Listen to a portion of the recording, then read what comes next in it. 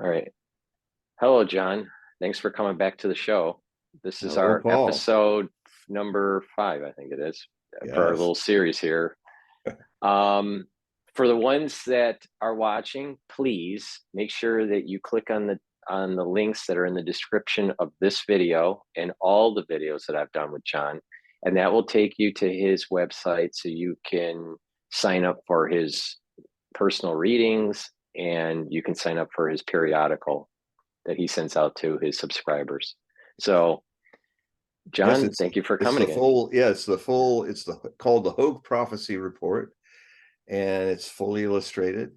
And they bring out these really beautiful PDF files so that you can it's you use emails. I mean, this is a wave of the future, by the way. And as things get more oppressed and people are trying to control the next new technology that people use, people are going to start using older technologies that these algorithms that ban people and stuff can't even know about. So it's kind of like being an underground paper. Mm-hmm. It's interesting you bring that up because several years ago I wrote a book that was, and I'm not promoting the book at all, but for this video at all. But it just in the book I talk about monkism and that to survive the AI takeover of society, there will be people because it's not just AI; it's really the battle between transhumanism and humanism. So Exactly. if you're really, and so you're going to have ones that gravitate to transhumanism and try to merge with the machine. So the machine becomes more biological and the biology becomes more mechanical. Um, and you'll have these individuals, and I think you and I fall in this category where I call them monks. It's monkism, where we try to use the technology, but to a lesser extent, and we become more human. And Yeah. there's this battle between the monks and the transhumanists, very similar to that the sub themes that are in Star Wars. Yeah. I You mean, know, or because or Darth or Vader. well, and even a very prophetically prescient 1980s sci-fi limited series called Max Headroom. Yeah, yeah. There are so many things that are happening now, and they were already talking about this monks versus. In fact, there's one of the things that's burned in my memory is everybody's in the city and they all got their devices and stuff, and then suddenly they're all freaking out. There's this guy who just looks like some kind of guy on the street, like a guy who lives on the street, but he looks very intelligent, and he doesn't want them to notice him. They all start going, "It's a blank! He's a blank!" He's not on any record, he's not on any computer, and they were absolutely terrified because he was not on the system. Chase Mhm. the blank, get the blank. Right, right. No, Yeah, well, that's true. you and I, and we're becoming all the blanks. Yeah, so it's not being a Luddite at all. It's just the realization that that become less reliant on the latest and greatest technology, and that these technologies become the Achilles heel of the transhumanists. Yes, and because they're going to lose both. The machine will lose out by trying to be biological. It's not unnatural, and it's going to, and vice versa. And the analogy, science fiction, that I would also use is in Fahrenheit 451 by Ray Bradbury, who was he mentored me in my early writing, and it's where in a society where all the books are being burned and shadow banned in that regard, in this um, kind of kind of affluent bourgeois society, where people are advanced in their technologies and all, but they're completely going into retard mode with their feelings and their humanity. And so the only way that the people could save books was to actually memorize a book and then burn it themselves.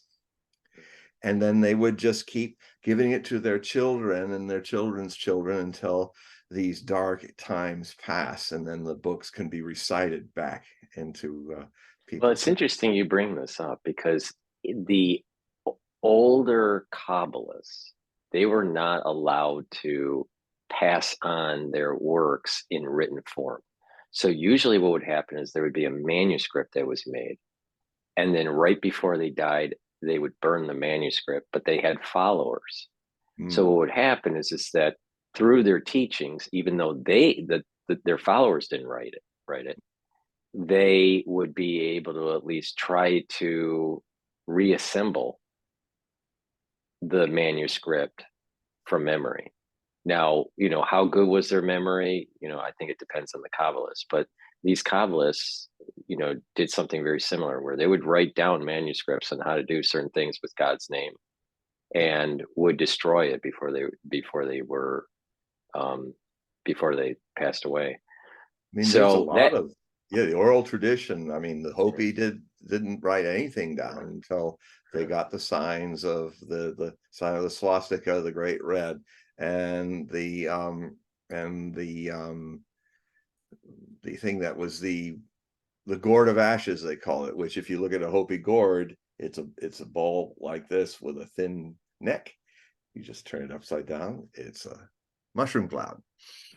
So, but they were seeing that 1,000 years before anything, and then finally they set it down with two true Pahana white guys, Frank Waters, I think, and the other fellow.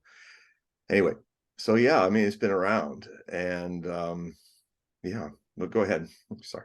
Well, before we transition into current events and our normal shtick for our recordings, but I want to explain to the audience and to you something that happened that I've been telling people, that the sensitives were going to get these thoughts, all right, and the kind of an influx of energy that can be turned into knowledge. Now, 5 days ago, I was reading a passage in the Zohar that's tied to Leviticus. And I don't remember exactly which part of Leviticus. I'd have to look that up. But so I was reading this passage in the Zohar tied to Leviticus, and it's talking about Aaron and his sons dying because they went into the Holy of Holies when they weren't supposed to. And a fire, they went up into their nostrils, and they burnt up from this fire, and they died because they were doing a service that they weren't supposed to. Now there's like 4 different reasons why they died. One, they weren't Aaron, so they weren't married, they didn't have any kids, so there's a whole bunch they were intoxicated, so there's a whole bunch of reasons why this, they died. And it goes into detail on the ark, and it talks about, in the Zohar, this is where this flash of inspiration from this influx that I was talking about, that started after December 1st through Hanukkah, right? And the Zohar is talking about Aaron going into the Holy of Holies and seeing the ark, and the cherubim on the top of the ark have wings that touch each other, so they kind of face each other, and they are singing, and they actually lift up. This is made out of solid gold. They open their wings, rise up. My understanding is that their heads actually lift up too. And all of a sudden, this harmonic stops, and Aaron is allowed to go forward with his ceremony. All right, now why is this important? In the Zohar, it also talks about the tablets, and how the way the Sephiros works is that it's divided. In the passage in Genesis, it talks about Abraham cutting the animals, cutting them in half. There was 3 animals that he cut in half, put that half on the right side and on the left. And then he had two turtle doves that were not cut in the front and in the back. And he walked in between them and he saw God, and this is where the whole covenant thing starts. All right. So what happened was that there was a charging of the Sephiros. The Sephiros is 10 attributes, and it's like a crystal. Using it as an analogy, it's like a crystal where if you take those elements and pull them away, it's now like a positive negative charge. All right. So it's taking 5 and 5, just like our hands. You have 5 attributes, another 5. If they're put together, it's neutral. But if you pull them away, it's charged. So cutting the animals charge the Sephiros. Now, the tablets of the 10 commandments are 2 tablets of 5 and 5. The cherubim are facing each other. So there's a split that's going on. And there is are you familiar with the term tetragrammaton? Mm-hmm. Okay, so the tetragrammaton, God's name, Yud, the way Jews, I'm going to say it the way Jews say it because we're not supposed to say it the proper way. Okay. So the Yud K Vav K, even though the K is really a hey, all right, but Yud K Vav K, which is the tetragrammaton, can be assembled through prayer and through certain ceremonial activities like cutting animals and spraying them apart. So there's an upper and a lower world. Okay. So the Zohar is talking about the ark and Aaron going in and getting the cherubim to get charged. And it's talking about an upper world and a lower world. Now, the influx of knowledge is the following, all right? Yud K Vav K in the tetragrammaton are 4 worlds. There's Asilus, Yitzhara, Bria, and Atzilus. Now, Yud is the higher world, Atzilus. Bria, the next world, is the first Hey. Then Yitzhara is the Vav. And the second Hey of the tetragrammaton is the lowest world, which is the world that we're in, Asilus. So now the way this is working is that in the box of the ark is the lower world. And above the ark, where the cherubim is the upper world. The Yud and the K, which is really a hey, right? All right, but the Yud K is the Shekhinah, Yud, which is the spirit that rests right above the cherubim, and God's with her. There is that duality split charge at the Yud level. The cherubim are the first Hey, which is the second world, Bria. Now, inside the box is the lower world, and there are 3 things that are in that box. The manna in a jar that came down. Moses was told to put manna in a jar, seal it, and put it in the ark. The broken tablets, and this is where it's going to get really Cabalistic, if you follow me here. And then the non-broken tablets.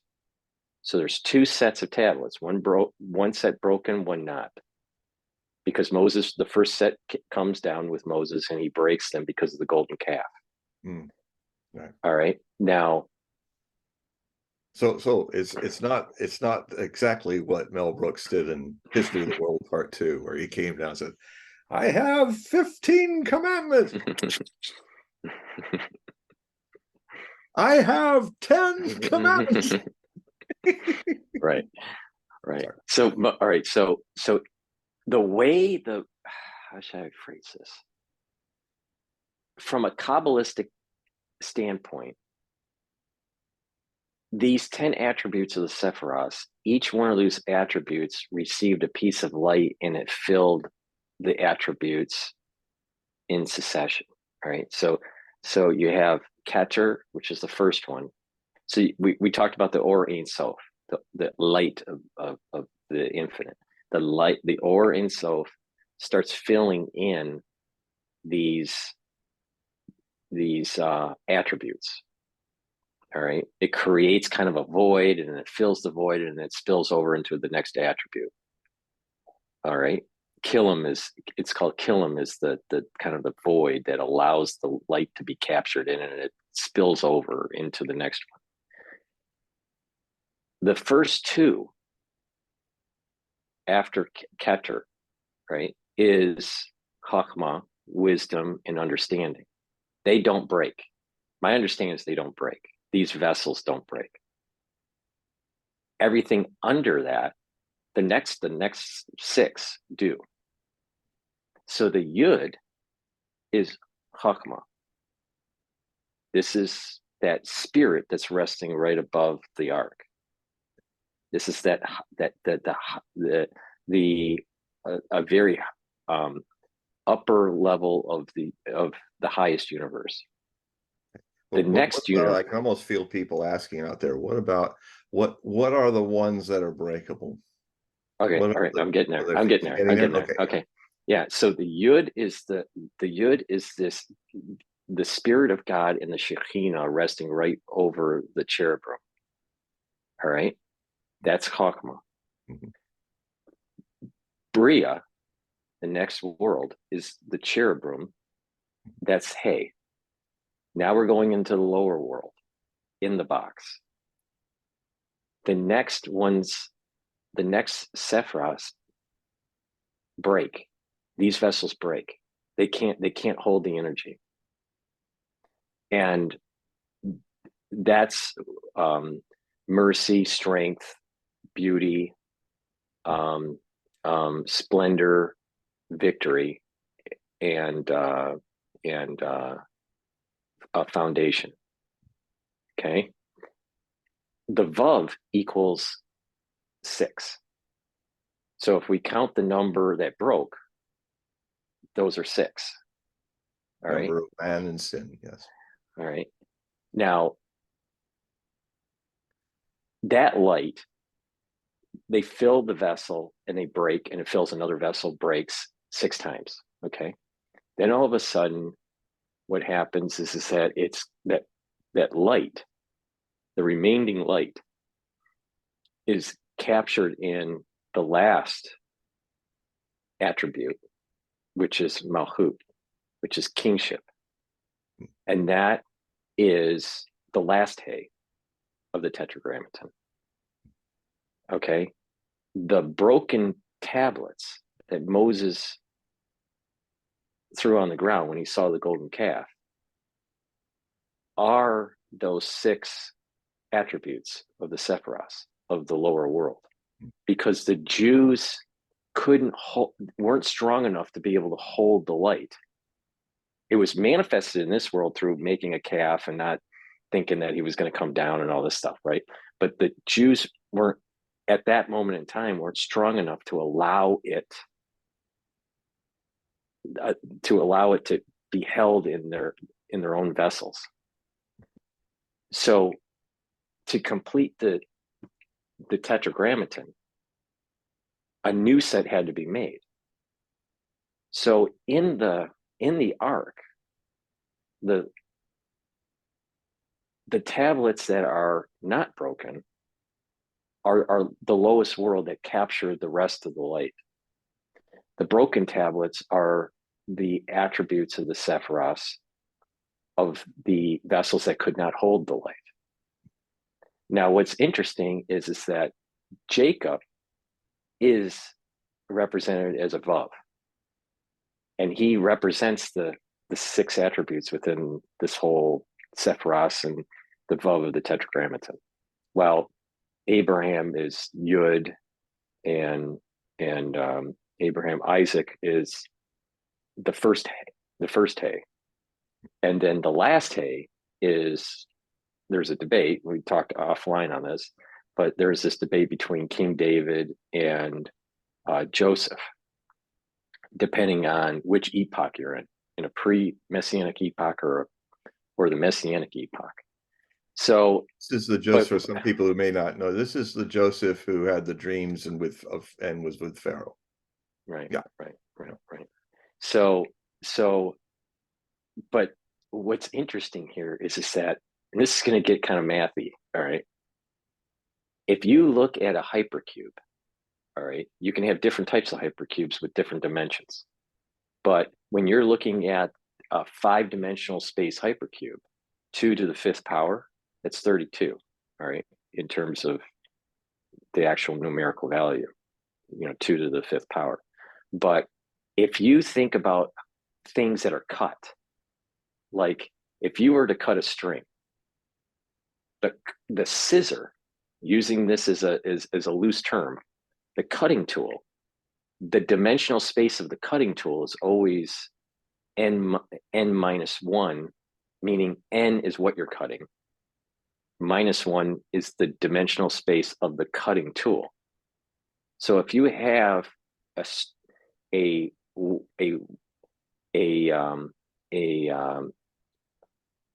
string, that would be 1 dimension, and you would have a point, a non-dimensional point cutting tool.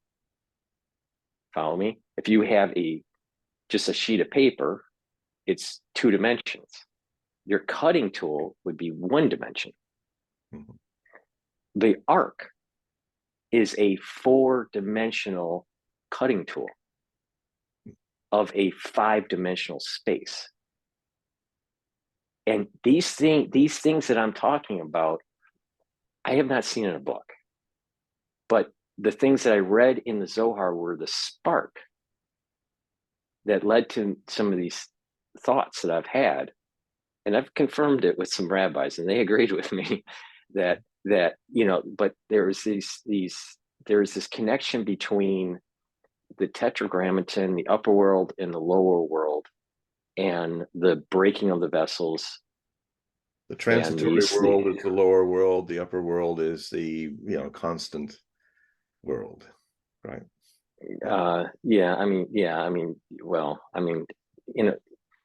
I would phrase it that the lower world is the world that we are interfacing in. The upper world is what we're trying to elevate to and get blessing from. Okay, that's all right. So, and it's infinite, and it's it's like it has that and all infiniteness, that. but Right.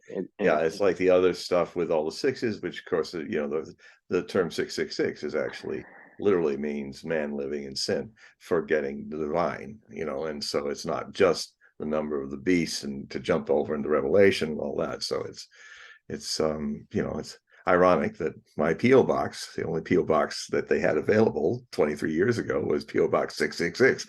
So I thought, well, I had a good laugh. I said, "Why are you laughing?" Because she said, we always have 666. And I laughed. And I said, "Well, I'm a prophecy scholar, so I would have preferred 777 or 999, but okay, I'll just imagine it. We're just trying my inner self to turn 666 into 999.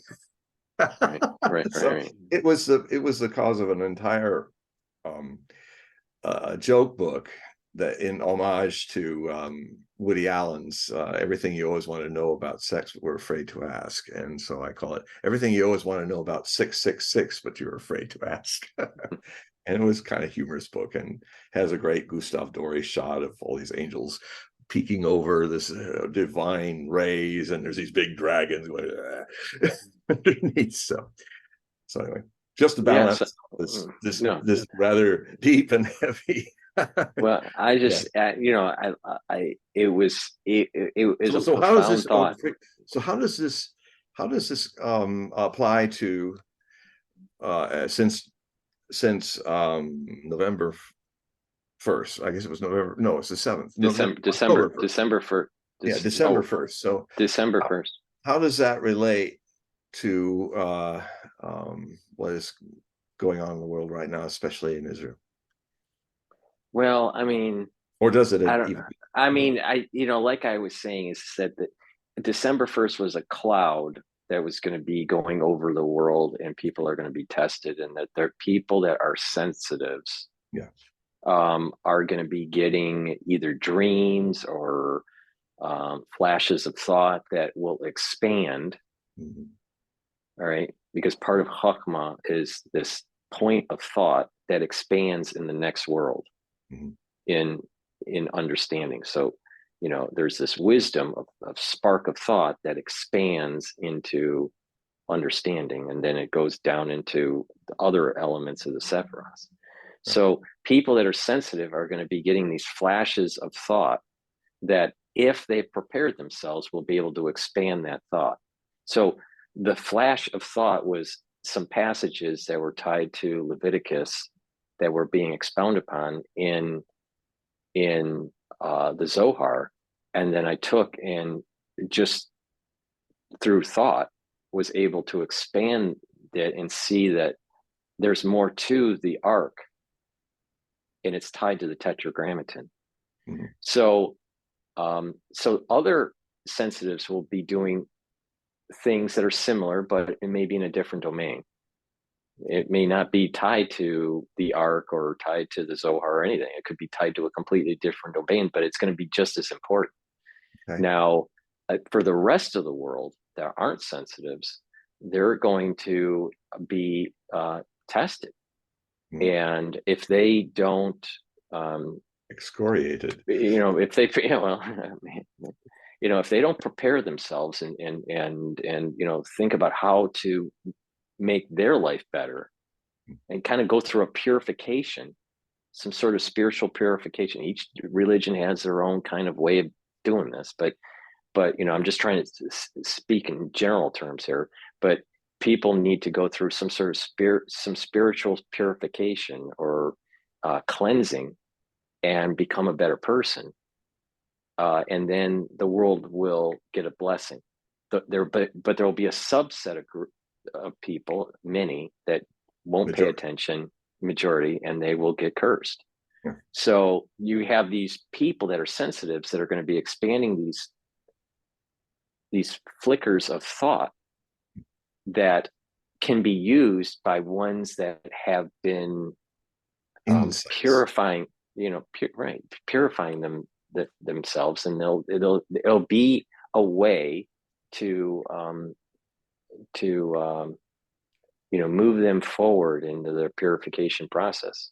There's going to be lots of these little points of light or points of thought that are going to be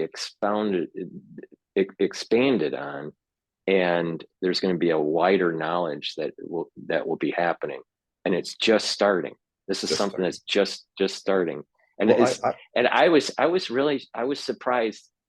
I didn't have to be asleep for this or anything. I thought that these thoughts would be more in a sleep state. It was in a complete wide awake state, and I wasn't even in a meditative state at all. It was just reading, just a normal reading. And it often comes in unguarded moments, a lucid vision, a waking vision, or they have that quality, and. Now I like to unpack some things that are there, and thanks for that, because it is a difficult thing to express, and yet it's important. So those, now breaking down these parts and all, this very much resonates to what I see happening, and through my master Osho, who made me aware of this. Is the minority of the people who are getting those insights, those those little bits of light, are that would equate to the theory that's never been tested before, but it's been talked about since 500 BC in India. And that is that there would come a time of great darkness and a time for a breakthrough of the human race, either it succeeds or fails. And apocalyptic times, and I mean that in the wrong terminology that's been thrown like dirt onto this beautiful Greek word, which but also has its meaning because it comes from the broken tablets.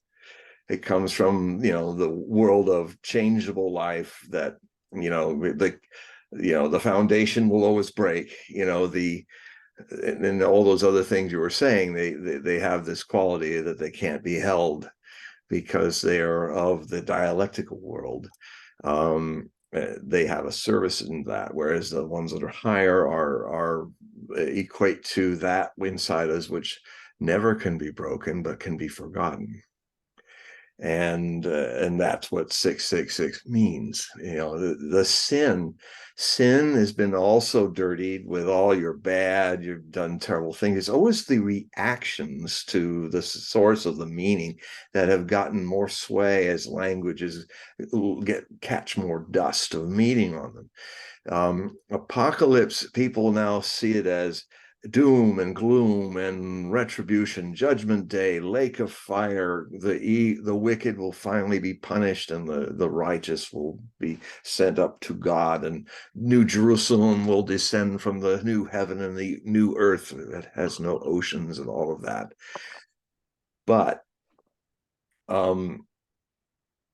the name, the word apocalypse means lifting the veil. It is becoming aware, awakening to the truth, and enlightenment. And it's not surprising, even though it's incorrect, to besmirch this word with retribution and all these things related to ego trips. Well, you finally got yours. We just were over here being very pious, and we know you people over there who've been treating us bad. Well, when judgment days comes, we're going to fly and you're going to die. That kind of subtle ego trip, even the spiritual people, where they look at sin in that regard rather than being unconscious of the divine, just living in the broken tablet world, and have lost the sustained forever truths. And so before I forget it is very significant, December 1st. You know what happened on December 1st? I believe that was the end of the either the day of the end or the end of the first extended truce of 7 days in Gaza, where humanitarian, not much, but some humanitarian stuff got in, and a flood of reporters, a little bit of truth coming in of what's going on in the large concentration camp. The world was starting to watch and see what was going on. And so this is very significant because rather than well, there's a whole lot of things to unpack. I'm trying to see where I will come into this. This is a time where unconsciousness, which is for me the root of all evil. There's only one sin in the world, Osho used to say, and it's living life unconsciously. And there's only one virtue, living life aware. Awareness, conscious. Conscious is synonymous with the divine.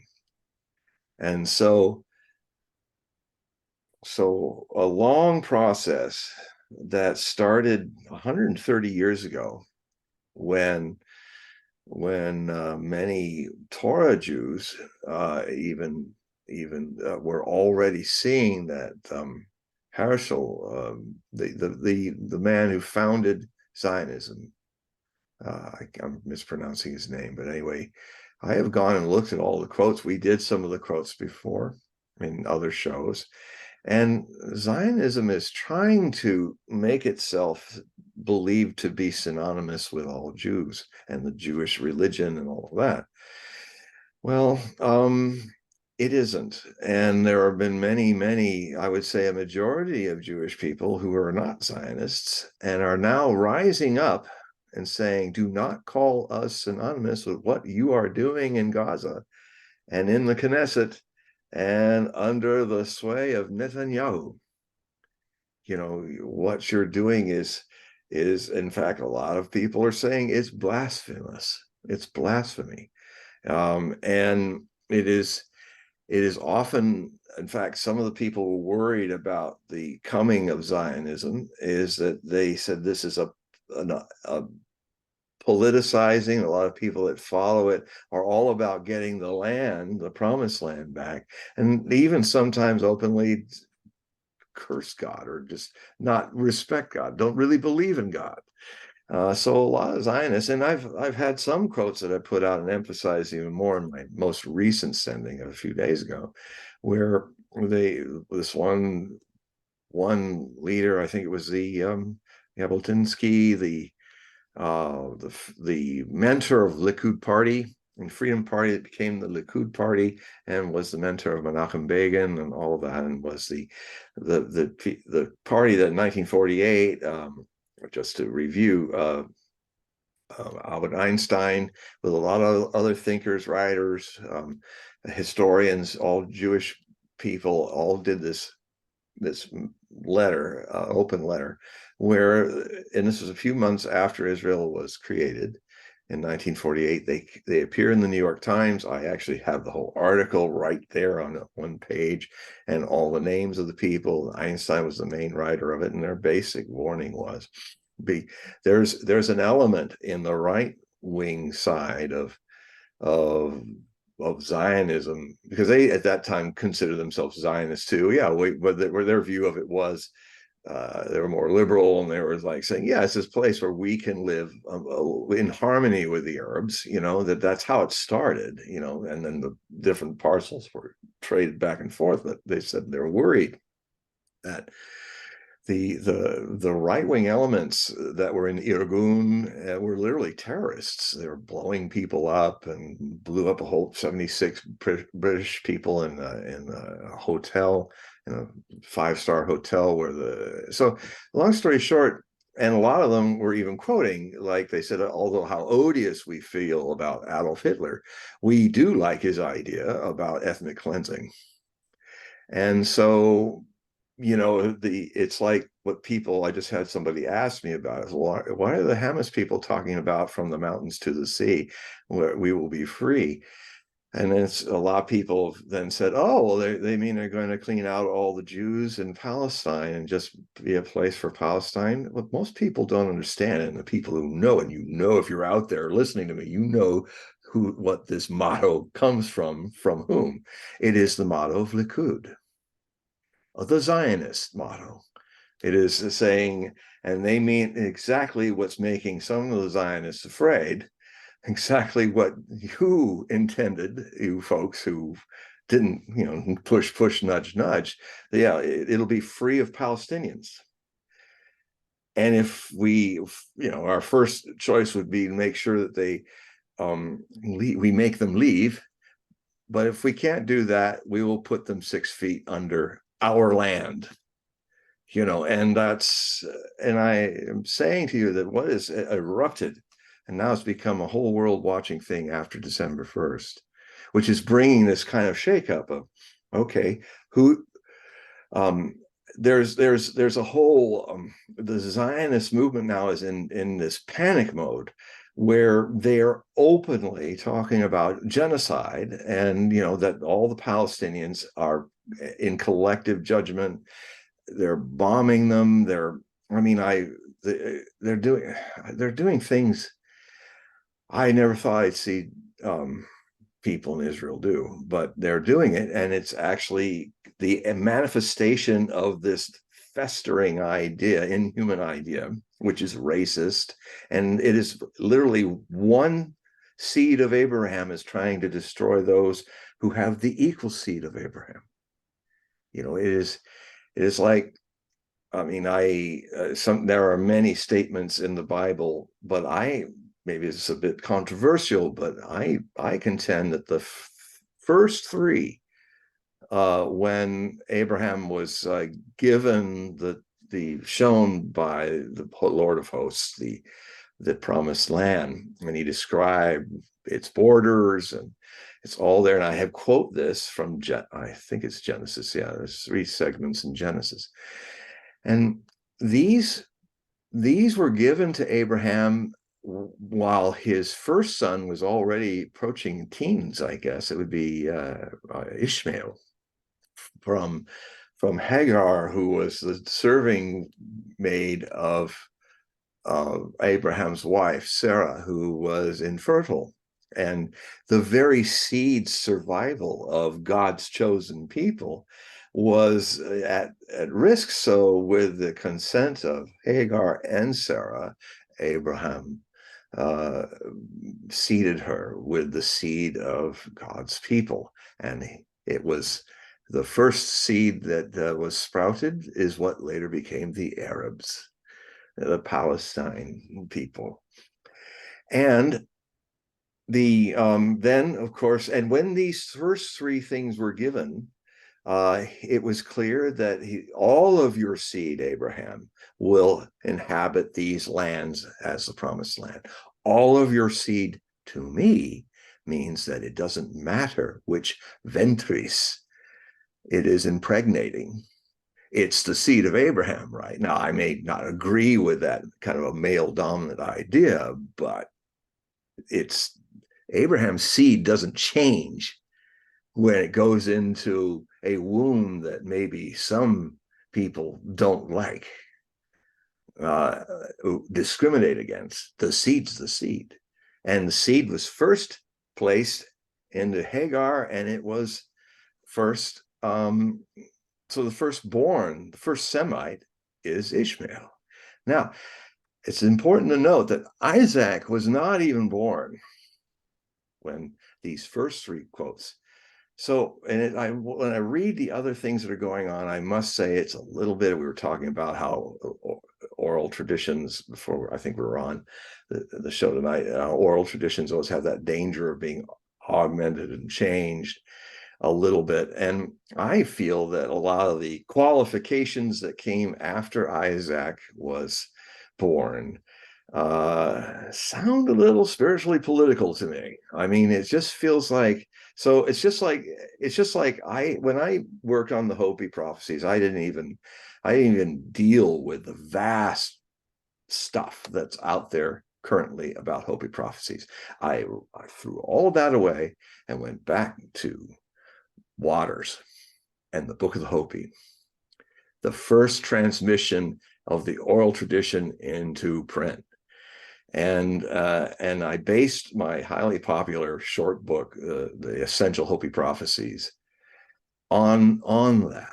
And because it's just like what happens in the UFO world. I mean, I don't get, I mean, I take note of all of it, but the parts that are more important to me are the parts that happen in Close Encounter of the Third Kind reports that were before it became a mass media popularized thing, where, I mean, the same problem that happens in the world of Nostradamians like myself is that since World War I and II, Nostradamus has become globally famous, and now everybody's an expert and everybody has an opinion.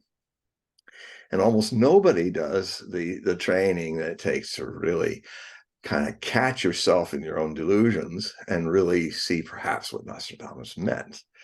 So in a similar way, in the UFO world, in the Book of the Hopi world,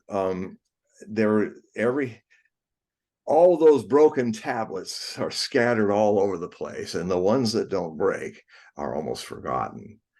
And so in the same meaning,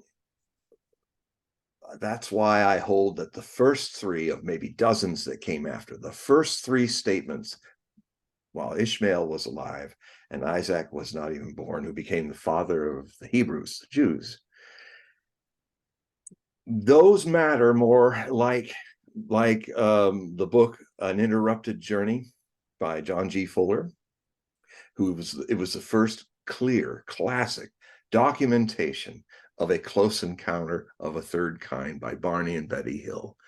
And if any of you want to really start from the source before it all got into grays and this and that and all kinds of things and abductions and all that, this is the beginning of it. And the man, the psychiatrist who put them under and recorded what had happened, had no charge, no, because it wasn't a thing yet. It was just, he was just simply saying, I don't know if they had this encounter or not. It doesn't matter. My job is to make them feel better and find some understanding of it. So, and I mean, this is years before anybody cared about that. It was in the early 60s. And so it's a wonderful book to read. And I would call it the foundation book that anybody should read about UFOs, because it'll help keep your context from just going anywhere where somebody wants to do it, you know, with UFOs and stuff like that. And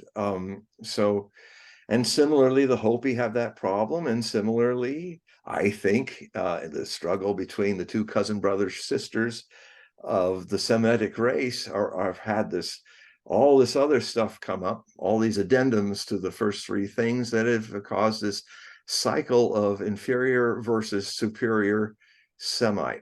And both sides have traded off where, you know, the legitimate Semites versus the illegitimate Semites, which completely forgets that Abraham's seed is Abraham's seed.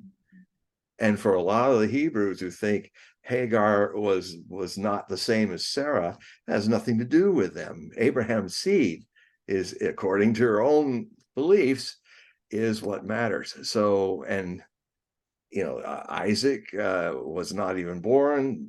The whole seed was to be sharing this. That means the two-state solution, or I would even say I don't agree with even the two-state solution, because that's a coexistence, which always has a threat of violence. Like, there's this wonderful card in the Osho Zen Tarot deck, and it's called Coexistence, and it has these two very powerful samurais, and they hate each other, and they're supposed to show themselves to be very honorable. So if you have the cards, you know what I'm saying.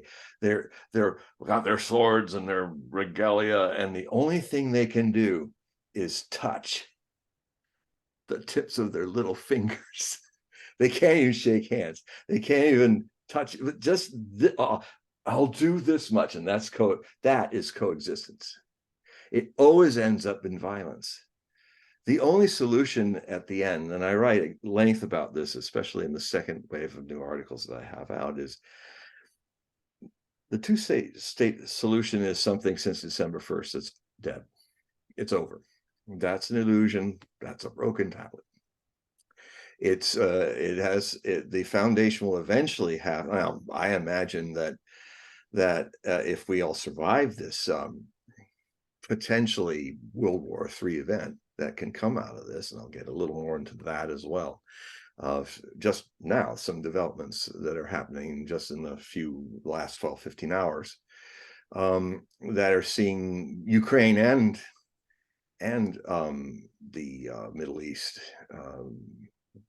potentially going to a sudden escalation of this to a regional-wide war, and from the Middle East, and the collapse of Ukraine, which could make things very fluid in Eastern Europe. So this will all eventually, I foresee, and this is on the record, saying that the only eventually will happen is that the Israelis the Jews and the Palestinians will have to live in one country, not as a two-state, but two peoples with equal rights, equally unique. Eventually, all this animosity has to end, because if it's just, otherwise it's the two samurais, and then they pull their swords. I mean, the only other opportunity I would say is that maybe the two states should have a weapons free. I mean, you know, one side has all the guns right now and the other side doesn't. And so, that's going on right now. Hamas is just a small band of 40,000 people in their tunnel system. Israeli army is nearly 600,000 people if you count all the reservists. And right now, 350,000 are actively involved, with about 140,000 there always active service. In peacetime, you got 2,500 Merkava tanks, and the other folks don't even have tanks. They don't have huge jets that are bombing, that America is giving gravity bombs, I don't know, to the max. They're emptying their stocks more than they ever did with Ukrainians. And they're carpet bombing Gaza so that it will be unlivable.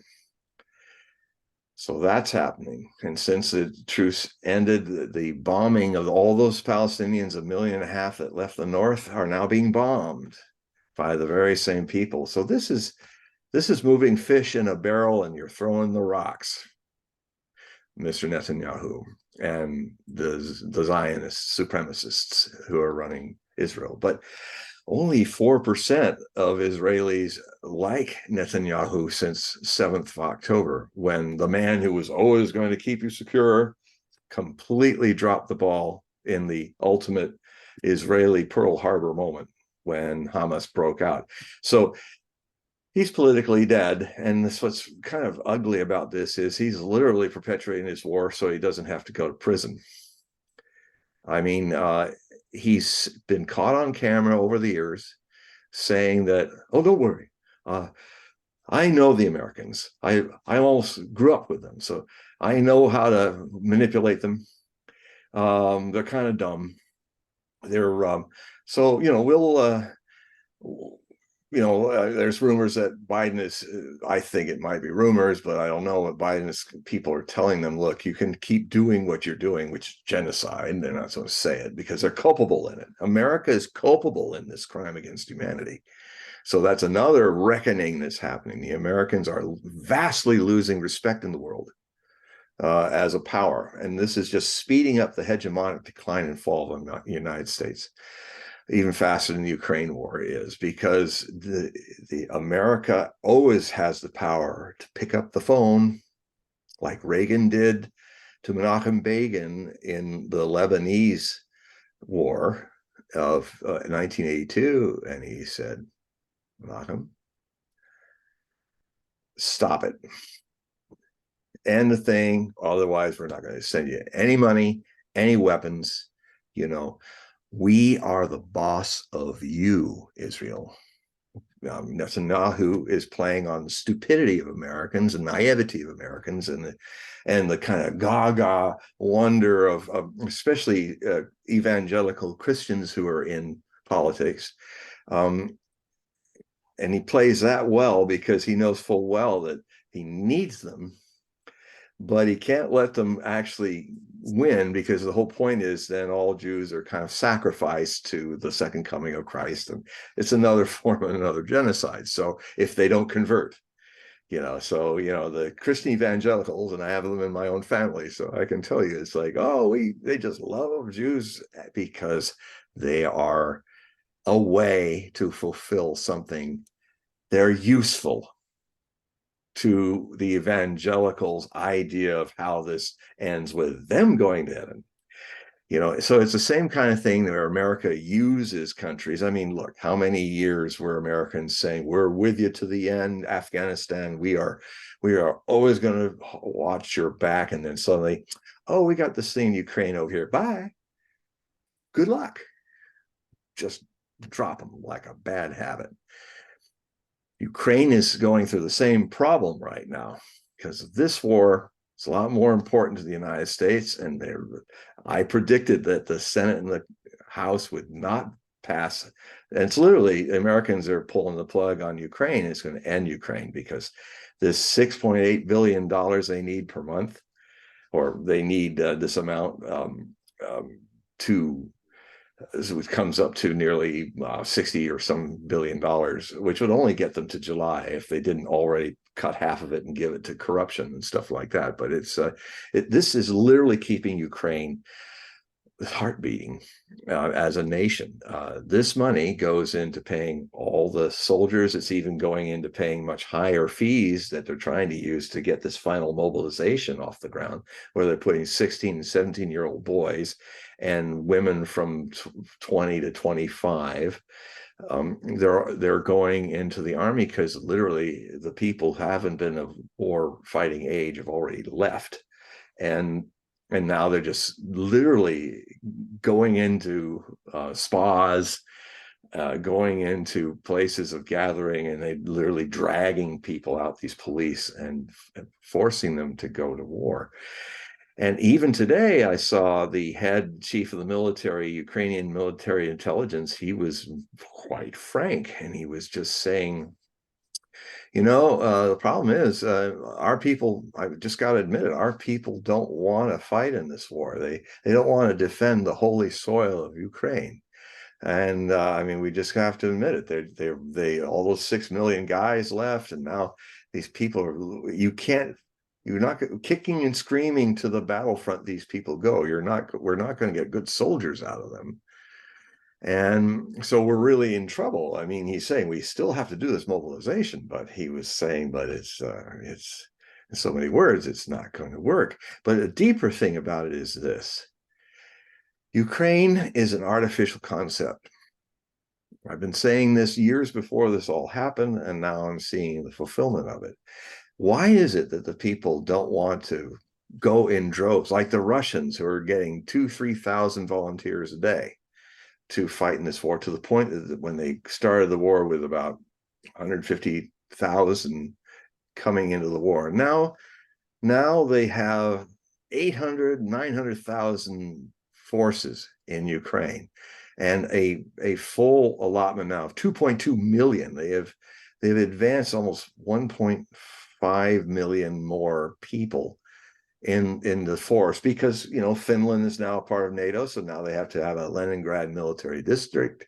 They're naming it after Leningrad rather than St. Petersburg, because they literally mean to defend it, like with the Great Siege of Leningrad. So it has meaning why they're using the older name, not St. Petersburg military thing. Because so the Russians are united in this war, and they're building up. And in fact, one of the things that's happening is there have been, for over a year and sometimes a year and a half, strategic reserves have been taking the time, not a few weeks or months, to throw, like the Ukrainians are, their people into this.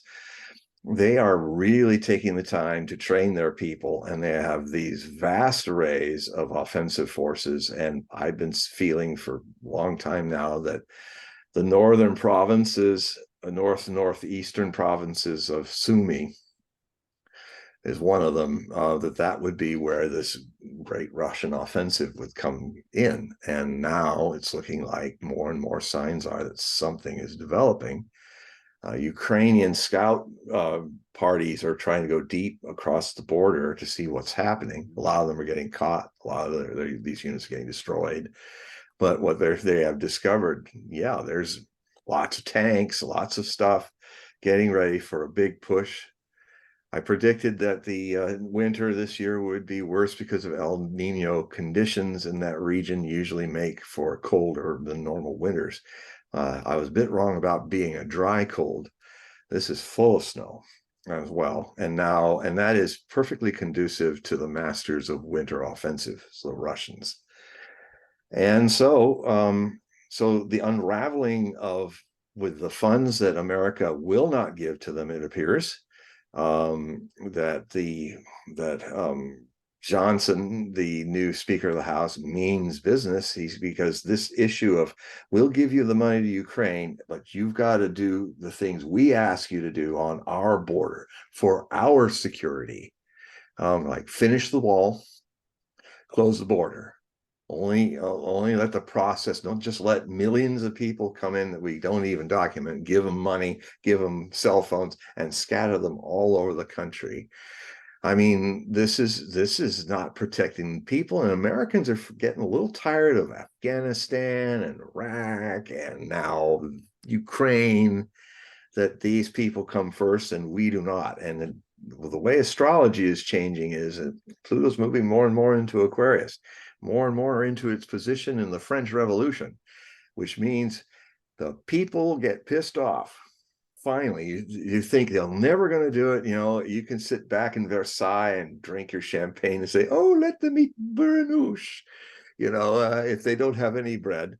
And no one, we're in an end of an aristocratic cycle now. It's the Klaus Schwab people and the globalists and the kind of fascist nature of corporate billionaires, and all of that is the form of the aristocracy that reached its peak last time Pluto started this current orbit, which is ending. But when it ends, then in the next dozen years, it's like to the guillotines. It's these folks, because people finally had enough, and they do what no one ever thought they'd do. They get in the streets. I mean, I've got pictures in my newest Hog Prophecy Report of all these different cities in one kind of chain of squares.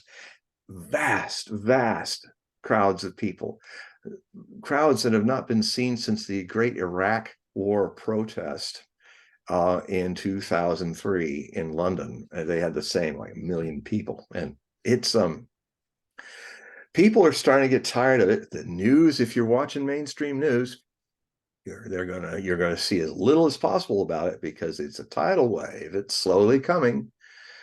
And so that's another reckoning of issues that are going on in the world since 1st of December. Jews are rising up to say, this isn't us, the Zionist supremacists, and that's good. A lot of Arab leaders are getting the finger pointed at them, saying, you don't give a damn about the Palestinians anyway. If you could get away with it, you look the other way and let this all happen. So their people are getting up, getting riled. Yemen has really stepped up and declared war on Israel officially, and have been launching missiles towards Eilat, the third major port of Israel. But they have successfully stymied Israeli. Their war is against the Israeli economy. That's the other thing. 350,000 people who are in the employment pool are now under arms, so their businesses are on hold. There's 100,000 Israelis from the northern borders of Israel that are not living at their homes and around their businesses because of the border tensions that are going on between Hezbollah. Israel is losing lots of money every day, and it's a small country, and it cannot absorb these things. And so there's an economic crisis developing. And the Yemenis trying to scare off Merck and all the big cargo ship companies are now coming up and saying, well, everybody, you're all going to have to go around the Horn of Africa. And well, a lot of the people in response to that, these carrying cargo companies, said it's too expensive, so we'll just drop the contract, which means it's going to affect all of us, folks. I have a map in my articles for those who subscribe to it that shows with light lines how deep and bright is the one that goes through the Red Sea. And this little itty bitty passage that's even a quarter the size of a very small passage of the Strait of Hormuz into the Persian Gulf, where 20% of all the oil comes to the world. Well, this is classic to be pinched off. And now what has happened is that the Enterprise Carrier Strike Group had been in the Persian Gulf, positioned exactly where it would need to be to launch all of its cruise missiles and all of its that'd be about 850 cruise missiles from the surface fleet. Maybe another, if there's one Trident submarine or two, that would be another 150 to 300 from a special Trident submarine that just shoots cruise missiles, exhausting our Tomahawk arsenal pretty fast, and hitting all kinds of targets across Iran if need be. Here's the thing that's getting rather concerning in the last few hours. Now, Lloyd Austin, one of the dullest knives in the Pentagon leadership, who runs it, is now going to have this commerce operation. Kind of sounds like a call sign for your goods will go through even if World War III is the consequence, so because now the American assets of Navy are going to try to stop the Yemenis from blockading with missiles and drones and helicopters that land on ships and hijack the ship and bring it into Yemeni ports, piracy. Well, now they're going after, and you'll always hear it in the mainstream news. It's part of the propaganda. It says, the Yemenis who are backed by Iran, the Yemenis who are backed by Iran. And the reason why that is happening is that there are certain people that are controlling the propaganda on our mainstream media that are setting us up for it starts with the Yemenis, but then you're going to see, well, it's the Iranians. It's the Iranians we should get. And then you may see us doing something which I've been writing about and trying to make people aware of since 2006, when I began writing articles and books about Iran and Nostradamus's very in the clear prophecies about the significance of a war in the Persian Gulf with a navy that's melted and sunk by the Trident. Now, I have the whole passage from one of my books in one of the articles in my newest Hog Prophecy Bulletin report. And it has two possible meanings. The first is the kind of obvious one, the Trident submarine with the cruise missiles, the Ohio class, Le Tridental is how he says it in Old French, but it means the Trident. It'll be melted, sunk by the Trident. However, there's a tale of two Tridents here. There is the obvious one, the nuclear submarine that could sink with cruise missiles. A lot of Iranian fleets who are coming, the fleets of Ishmael, he says in this, the father of the Arabs, even though they're Persians, are coming out of Karmania. Karmania is the 16th century name for the Iranian coast of the Strait of Hormuz. So where all the oil flows and that's where the battle will happen. I mean, Iranians have been talking about if there's a big fight, they'll shut down the Strait of Hormuz, cut off. We won't just have the Red Sea, and I think they said it was up as much as 53% of cargo could be disrupted from this pinch off with everybody having to go around.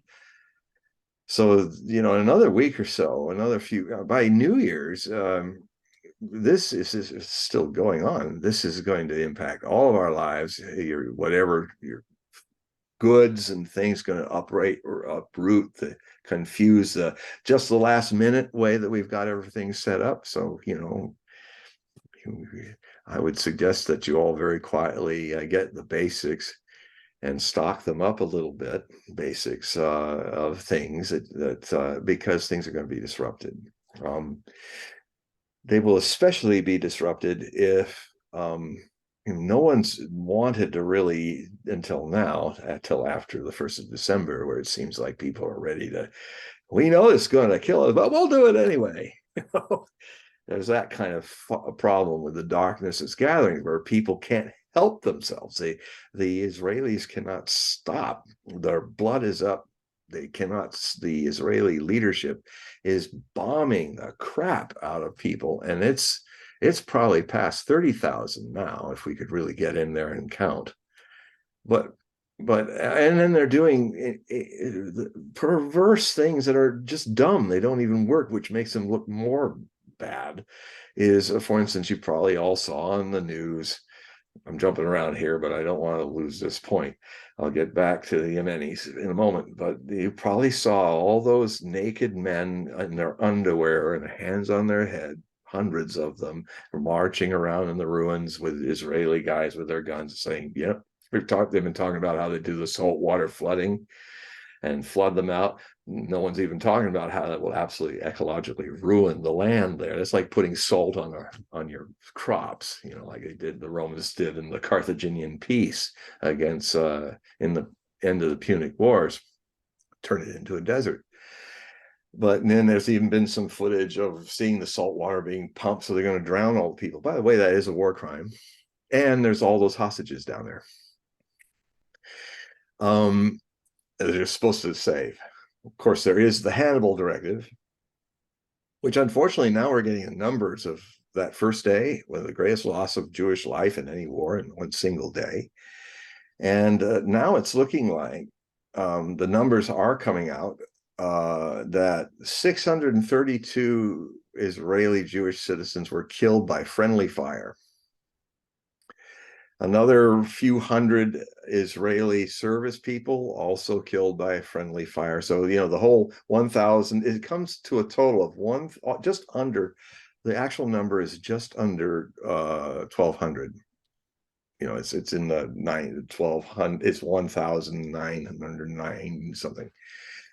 And now it's out, and a lot of them were Americans. Of course, when they say they're Americans, they were probably dual passport Americans, just like half the cabinet of Mr. Bush back in the Iraq War, which was a war of aggression against the Iraqi people based on a fraudulent belief that there were weapons of mass destruction in Iraq. There weren't any, but it was one of the wars that Israel got the Americans, the big dumb brother, to go in and bloody himself for the sake of strategic needs of Israel, destroying Saddam Hussein, who is one of the most powerful, almost nuclear.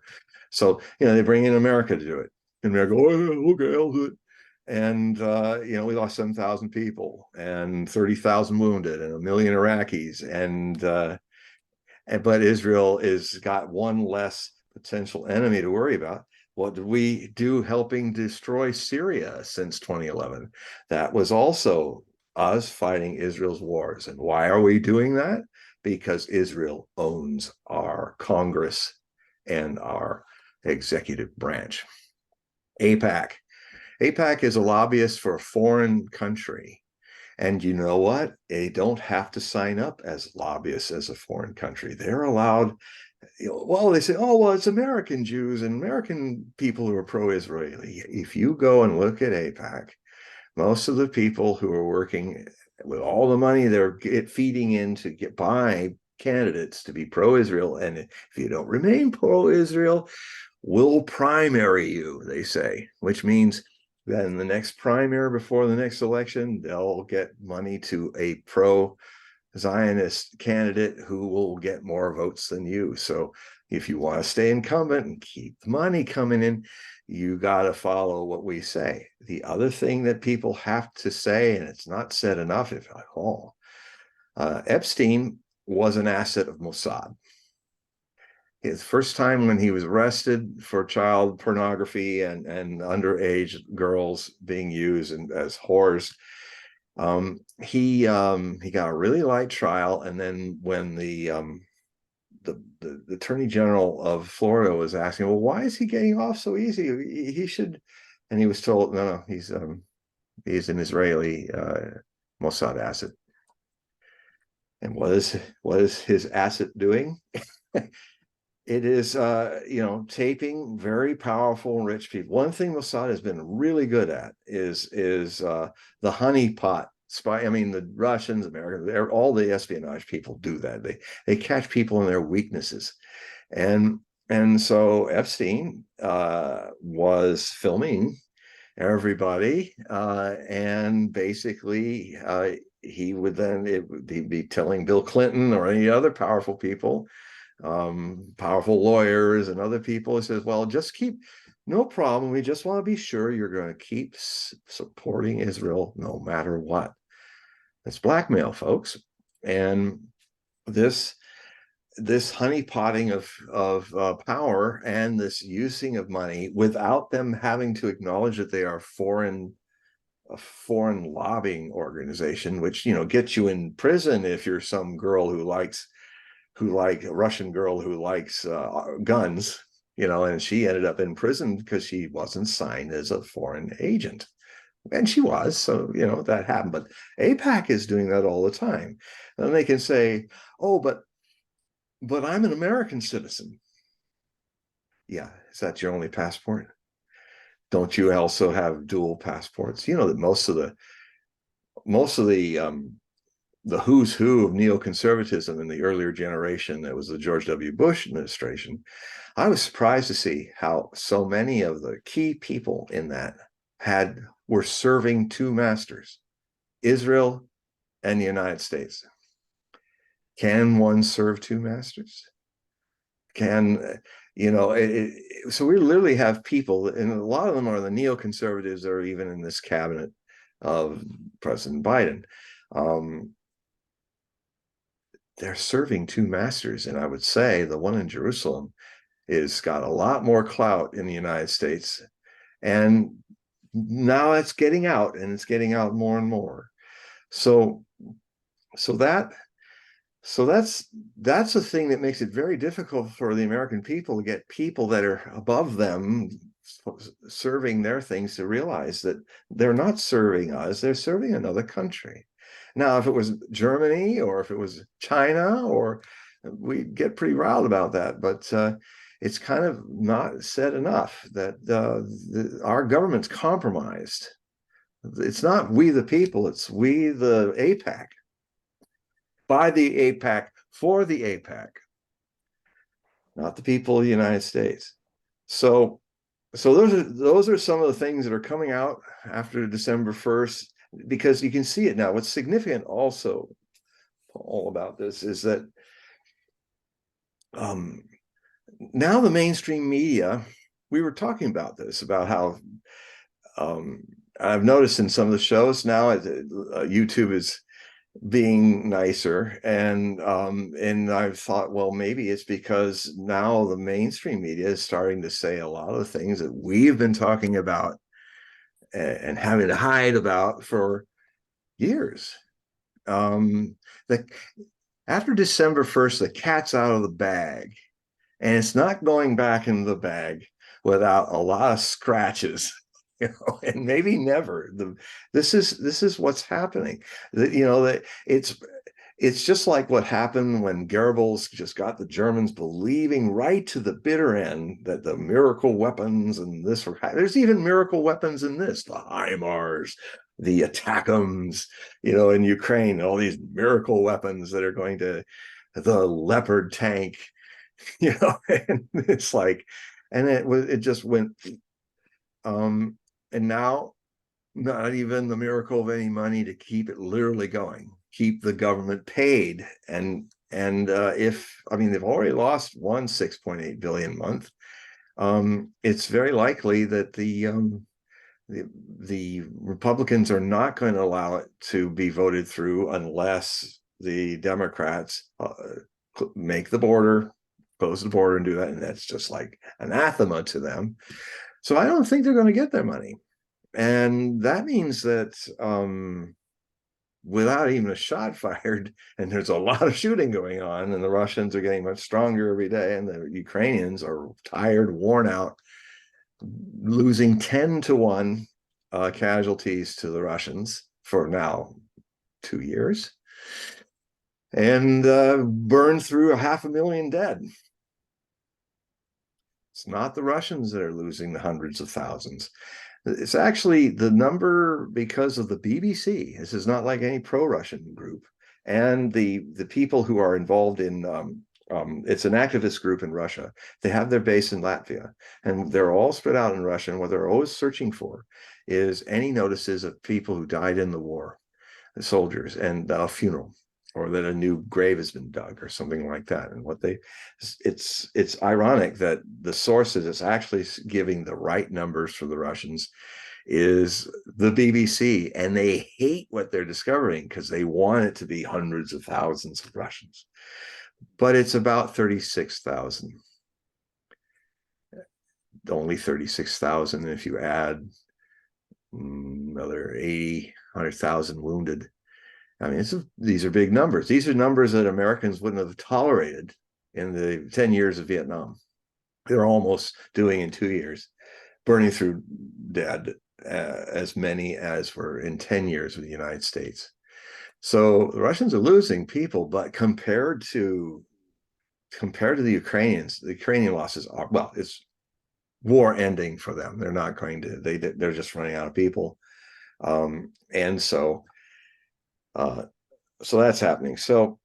Um, so this Yemen thing could, because the Yemenis have ballistic missiles, and they are Iranian ballistic missiles, although they used to have a lot of Scuds that they modernized before, when they were having their wars with North and South Yemen. So a lot of these are kind of customized constructs of Scuds, but with more aiming capability than a Scud, which is a blind flyer. And so it's possible that one of the things they would do is they might launch a ballistic missile on the base in Bahrain of the Fifth Fleet, or the cruise missiles that they hit Aramco with in Saudi Arabia, which were also because in the beginning of the war, the Iranians were flying in piles of their advanced cruise missiles. That might have gotten harder to do, although it sounds like it's not so hard anymore. And of course, they are there, and that's one proxy. The other proxy is more really, truly a proxy, kind of for a balance of power to hold the aggression of the Israelis from attacking Iran. Then they get hit across the northern border with Hezbollah. Hezbollah, by the way, has the most seasoned soldiers in the Middle East right now. They've been fighting 11 years in the Syrian civil war, fighting ISIS. And they are, there's nobody on the boots on the ground, that, including the Americans, that have the military compact discipline organization, and they also have much more advanced missiles than they had in 2006. They have missiles that are already planned and guided to hit targets. They literally, if this thing, and then the Israelis just recently, before I went to press, around the 11th of December, they started to say, we are, if you don't stop this little escalation game that both are playing on the border since the second day of the war, 8th October. And the Israelis are saying, if you have this, it's clear, it's not, they have just put it out. They haven't actually put a deadline countdown, but it's kind of and I don't know who's doing it, but it's insanity, because they lost the war with Lebanon in 2006. They couldn't even get across the border, where they're losing a bunch of tanks, being blown up from behind by the Hezbollah people. So they lost that war. And the Hezbollah is a lot stronger now. It also has anti-ship missiles, advanced anti-ship missiles. It has, and so the Yemenis. So, it's possible we might see U.S. ships going down in the Red Sea or in the Somalian opening there. I mean, we're about perhaps to see the white elephant capital ship since the World War II period. Everybody was all into battleships when World War II started. And then this thing called an aircraft carrier came up, and it was like, the Japanese, although they were very advanced with the aircraft carriers, there was a big lobby of general admirals and people who were like, no, let's build big battle wagons like the Yamato and the Musashi, and let's the battleship is still the primary ship. I mean, that it was shown that when they bombed Pearl Harbor, they made sure that all the battleships were sunk, but they were not really useful to what was really bugging them. You'll notice that there was this platform ship that got absolutely obliterated because it looked like an aircraft carrier.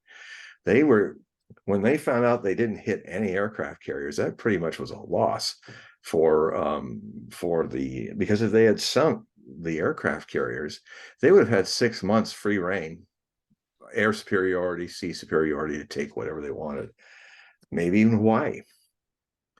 But that was just like the drone is now becoming the capital weapon of war. The aircraft carrier is still got this label of like the Arizona and then Nevada. It's like, but it's a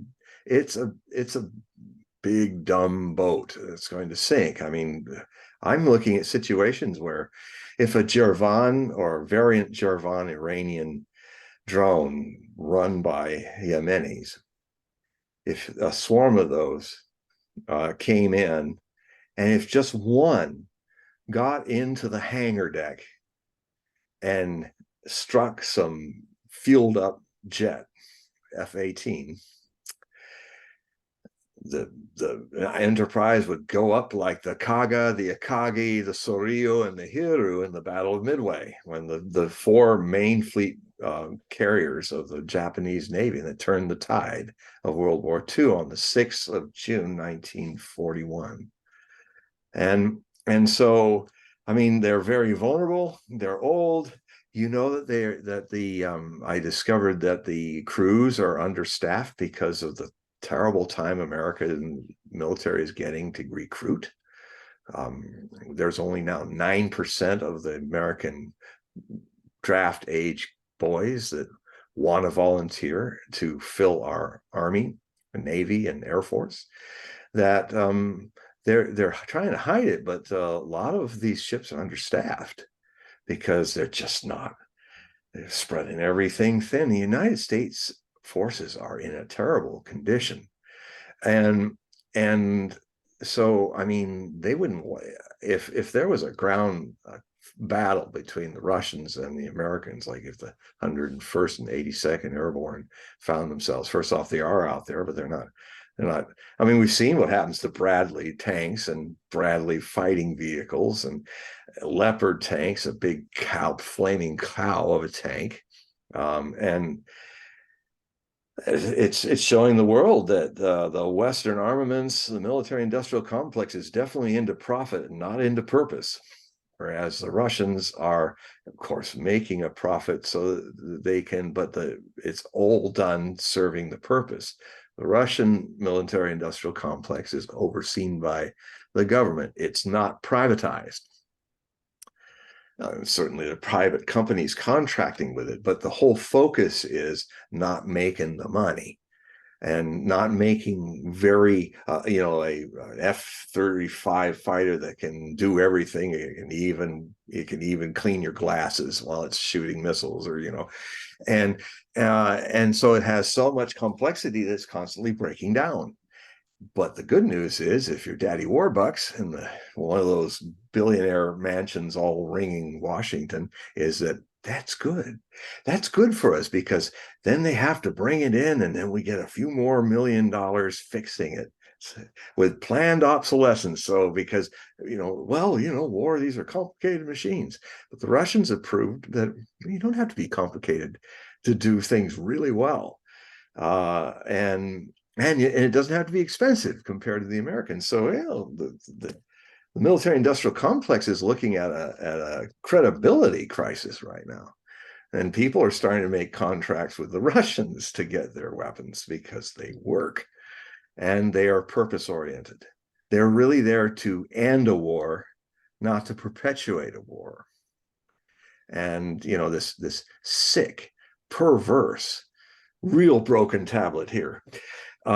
This idea of that quagmires are good and frozen conflicts even better. Like Afghanistan was a frozen conflict. The Iraq was in 2003 to 2011, for much of it, was a quagmire like Vietnam. But hey, it's just like the guys that had all the helicopters getting shot out by North Vietnamese. They made 12,000 of those that got shot down. That's a lot of money, and they got to replace them. They don't care about the human beings. They don't care about the country. In fact, they do care about never having peace, because it's bad for business. The end of the Cold War shocked them into that reality. The military-industrial complex, the darkest days they ever experienced was when a Soviet hand and an American hand of two leaders ended the Cold War officially at the end of 1989. Often people are getting it wrong, saying 90, 91. It was 1989. That's when literally Bush Sr. and Mikhail Gorbachev on a ship in the Mediterranean officially declared the Cold War over in the end of 1989. And so there was this rush for the 90s to find another Cold War theme. They thought the war on terror, that's why all that list of all those countries, they were going to have to take out all the dictators, Saddam Hussein and the Syrians and this and that, Somali and all that. And in fact, that idea has come up again in Biden's group. And we got Victoria Nuland and other neocon warrior type hawks, they're looking at this situation as a way they can take out 3 on the list in one fell swoop. Lebanon, i.e. Hezbollah, Syria, which they've been trying to destroy since 2011. They're taking the oil out of there now because Americans have a base there illegally. So, and then the third is the big apple of them all, Iran. And who knows, maybe it's now going to be a little bit of Saudi Arabia because of the Chinese brokering something that no one thought possible in a world where American diplomacy is about keeping chaos going and not restoring order and peace. The Chinese step in, who don't have a dog in the fight. Their interest is a stable world where more profits and people can get wealthier, and people can live in stable lives, have infrastructures and all that. The Chinese are not about, they're not Americans. They're not going to go and conquer the world. Russia has never wanted to do that. I mean, I'm writing up something now where Putin left yesterday, was asked a question by a Russian reporter. And he's standing there, and it's amazing to watch because he was asked, well, what would you say to the younger Putin with the experiences you've had so far? And he was just right out there. He kind of went, well, he didn't like, oh, I don't have anything to say. He's not like Trump, who would never say anything, or Biden, who goes, what? Well, that's what my father said when he died. He was killed by Hamas in October. He's been dead for 20 years. He actually like, what? Poor man. He needs the 25th Amendment really fast. But anyway, for our sake as well. They didn't tell him about the Yemeni thing for days. They kept it from the president. And finally, he had to hear about it. And now this is upgrade. This thing is happening. So, because, he'll go, oh, where's my ice cream? Oh, yeah, bomb the bastards. I don't care. Are you my daddy? I can't remember. And so and oh yeah, I'm sorry, I was walking naked through the White House last night. It won't happen again. Well, what did I do? He's walking around naked in the White House a lot now. I mean, it's a poor guy. He's got dementia. Wait, is that confirmed that he's walking around the White House? Yeah. It's sometimes in the middle of the night he's buck naked walking around in the White House, and it's just getting curiouser and curiouser. But I mean, in a way, it seems right. The state of American politics, it's only right that the commander-in-chief of the United States has no brain, and he is a well, yes, he says he's a Zionist. He's saying it all the time. That's the other thing.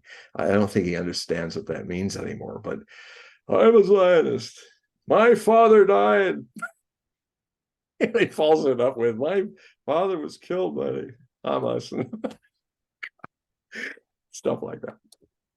And so, but, because he is the epitome of, and I would say this to the American people, don't blame your government.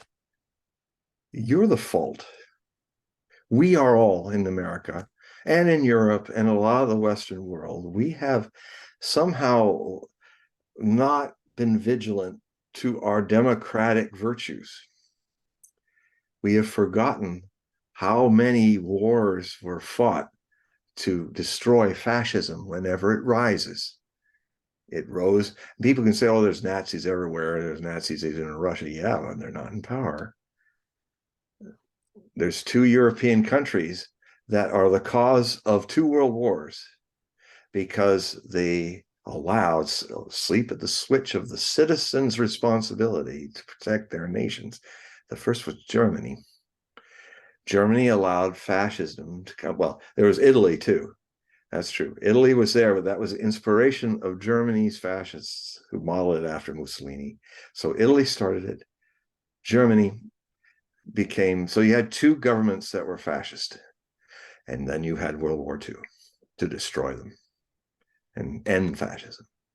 In 2014, with the help of the United States, a coup d'etat happened in Maidan Revolution that illegally, violently took down the democratically elected president of Ukraine, who happened to be a Ukrainian Russian, but he was voted by a majority of Ukrainians.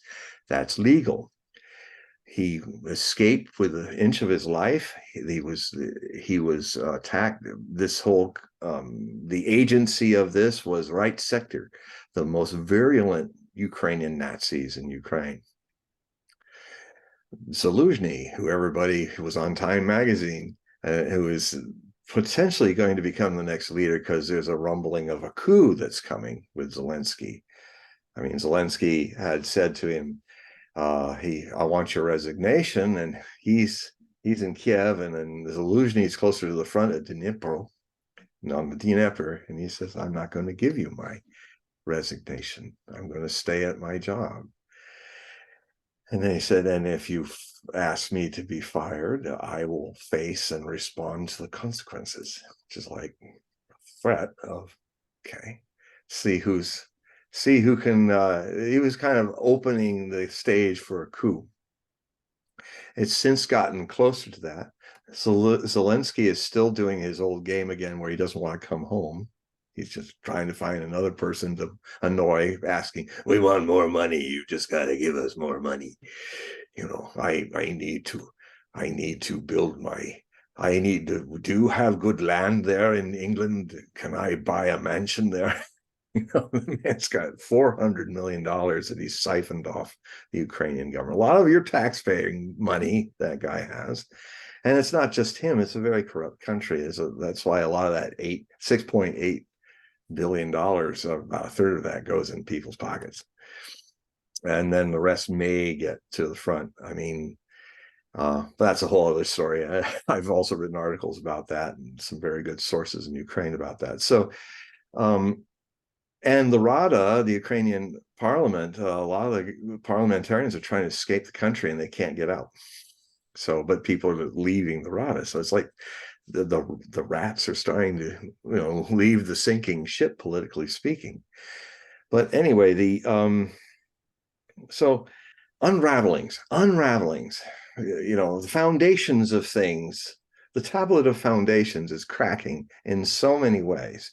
It's cracking economically, it's cracking politically, and it's a process that I think will, I know it's scary and it's dangerous, and we're faced with the gathering darkness and the potential of World War III. I mean, now that Nazis took over Ukraine, we have another world war. It's conventional now. But this is what happens when Nazis happen, and get back to another flying theme that's floating around here, is that the first step will be for any people, the German people, the French people. And the German people are responsible for those idiots that they have running, like, Sergeant Schultz, who knows nothing about pipelines being blown up by the United States last year. Not a little yacht from Ukraine, landlocked as it is. And Zaluzhny didn't do it. And so basically there is this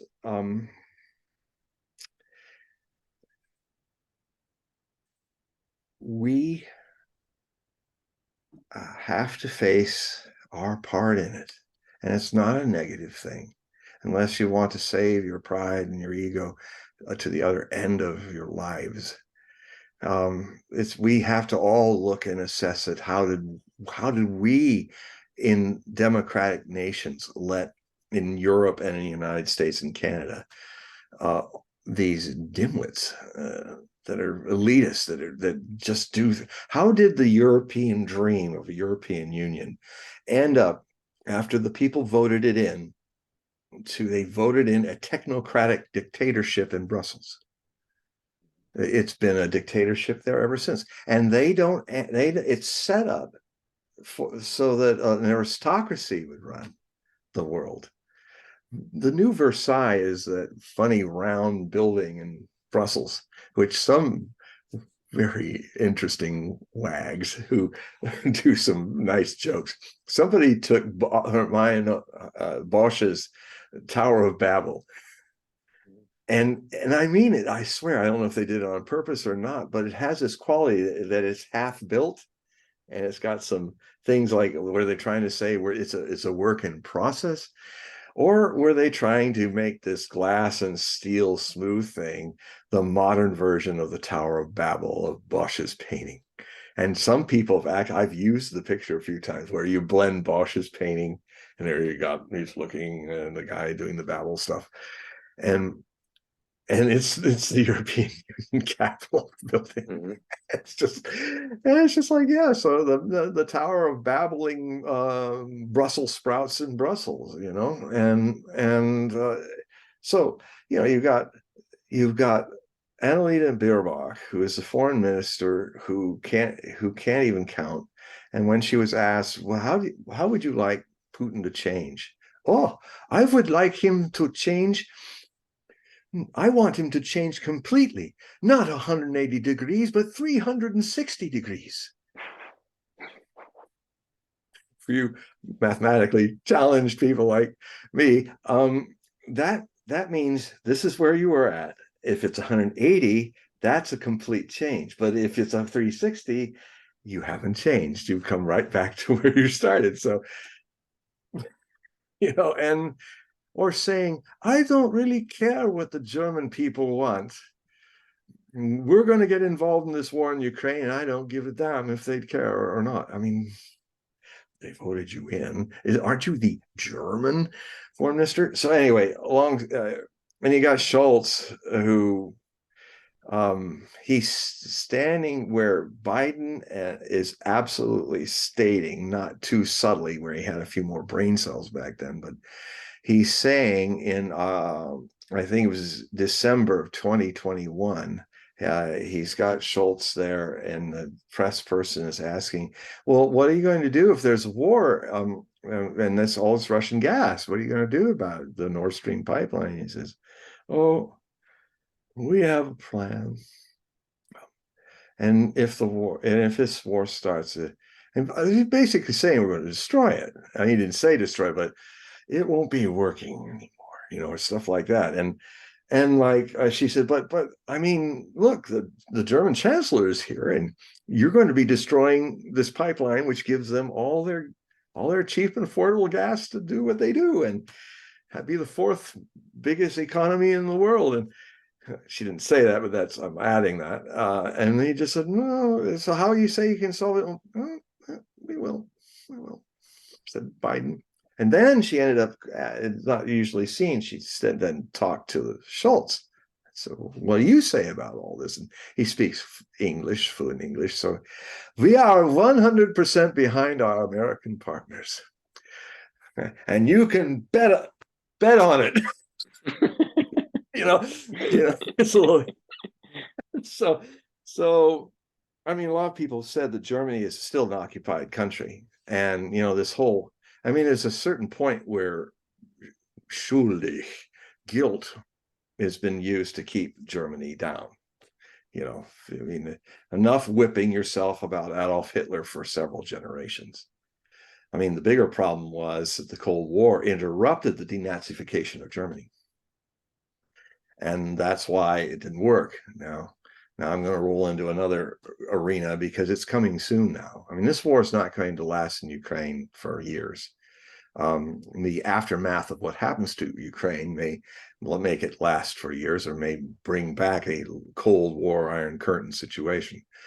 But this is probably going to end with as I've said in other shows with you, the battles of attrition always end up with a defensive dug-in line, like the Ukrainians had, like the Army of Northern Virginia had in the Civil War, that finally there's pressure on all up and down the line. The Russians are doing exactly that, and they're trying to run people over here. Or if there's this big thing that may be happening in Sumy, where that whole area has no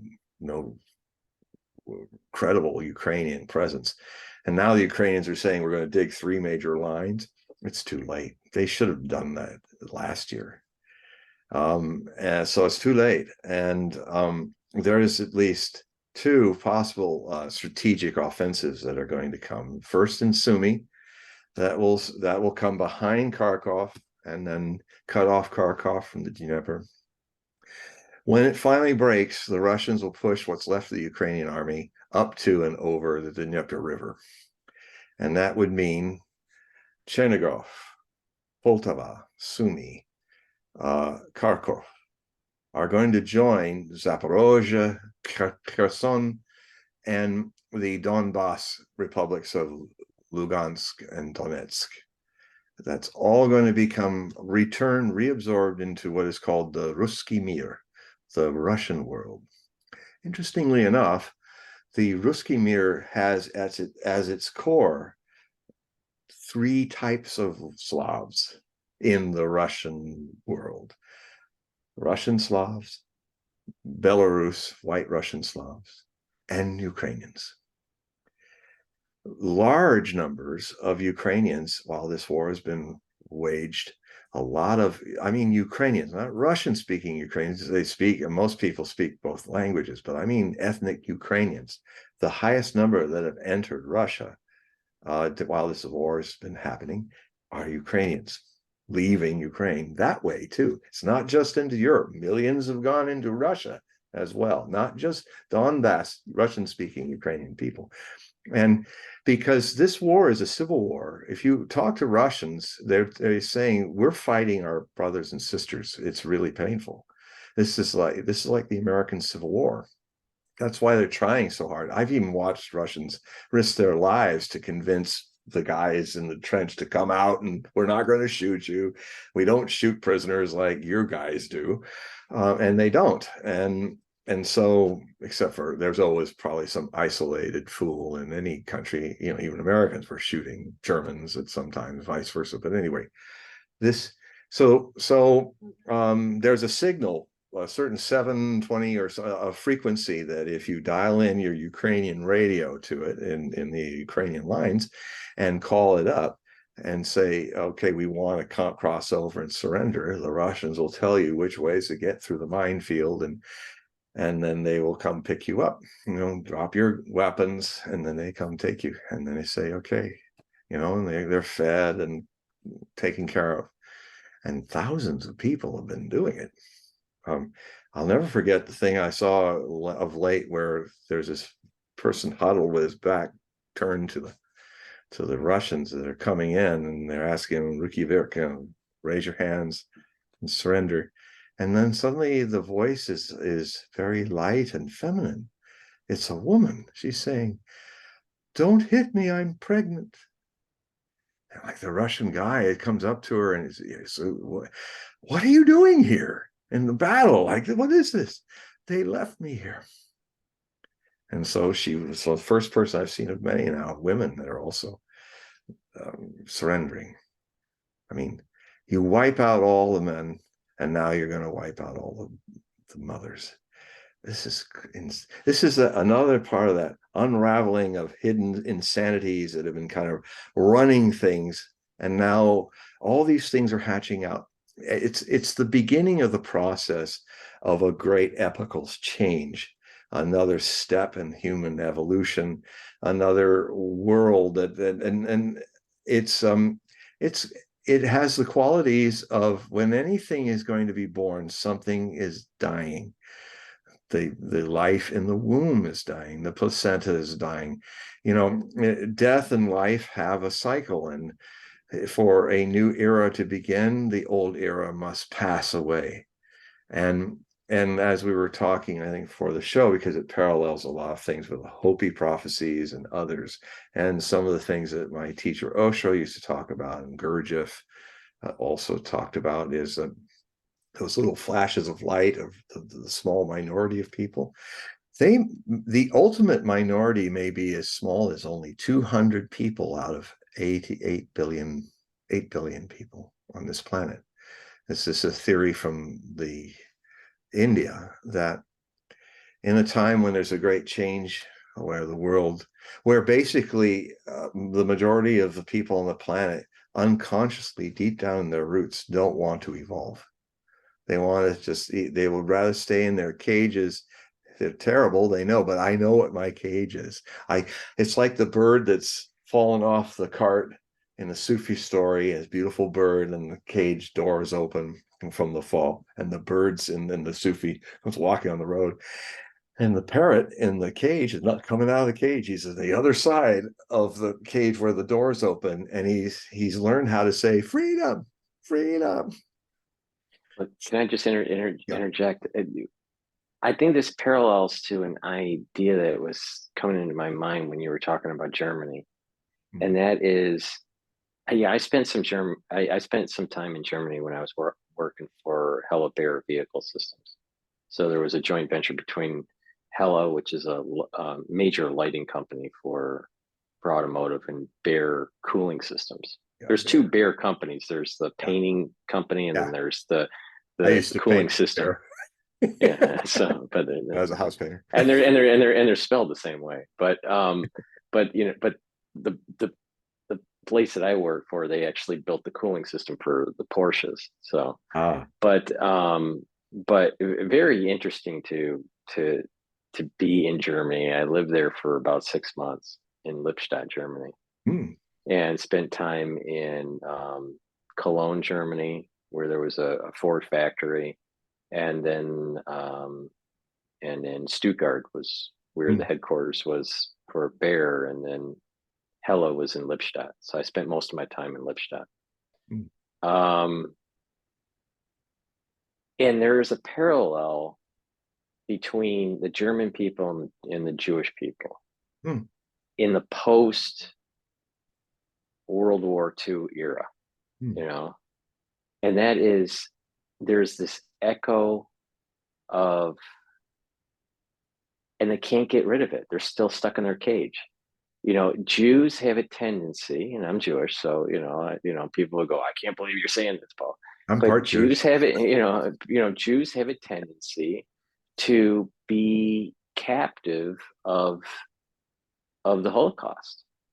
Now, and they just, like, everything is Holocaust centric. Yeah. And I think the same thing with Germany is just that The guilt trip. Yeah.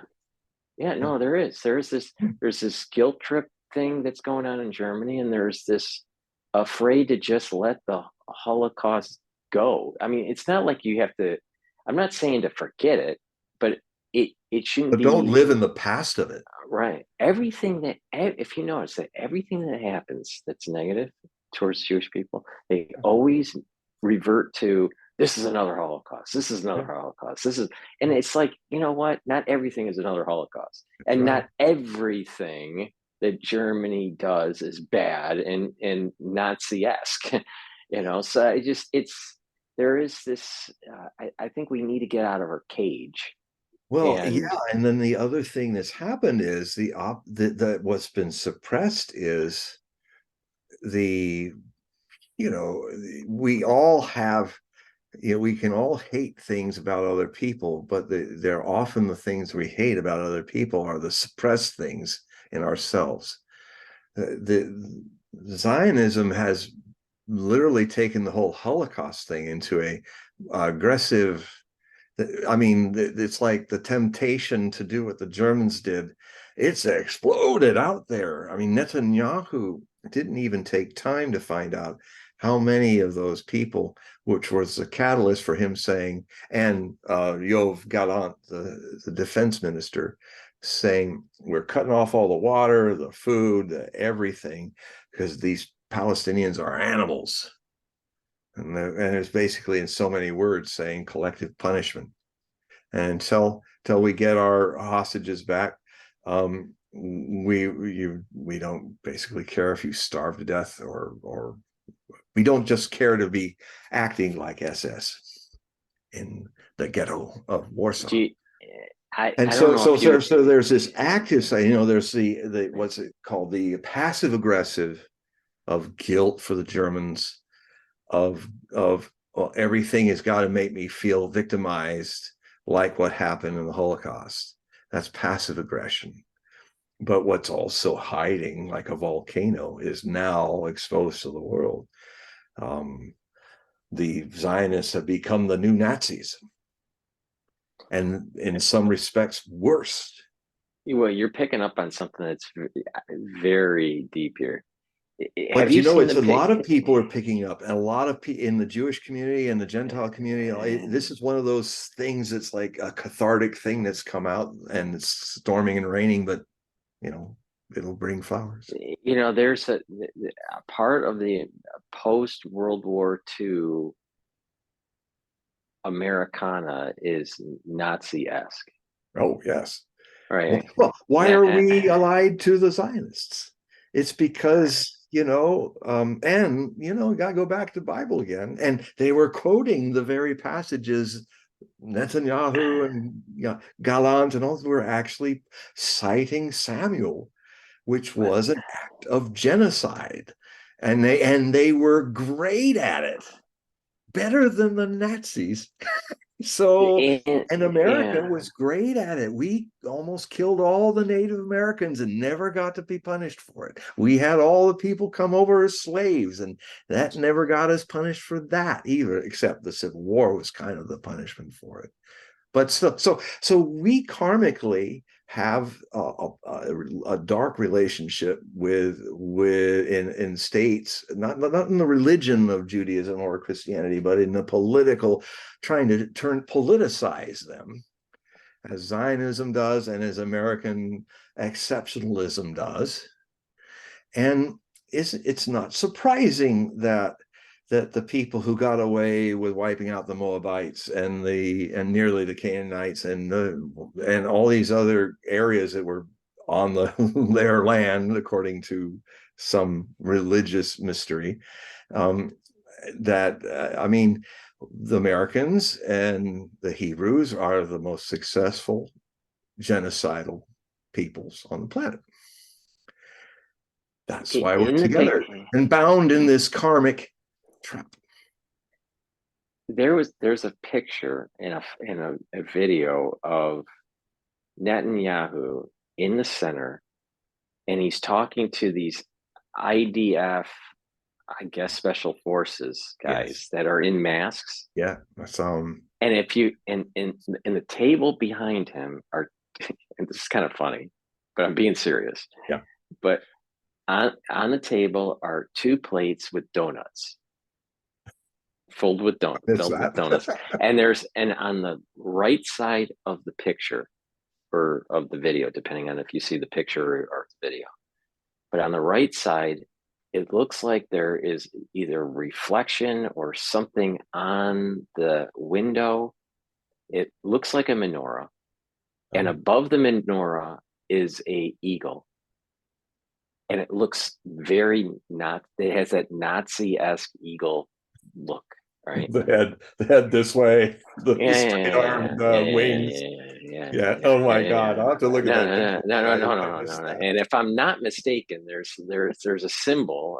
Maybe it's a Jewish star. I'm not sure. I don't know if it's a Star of David or not, but it does look like there's some sort of crest on the eagle, right?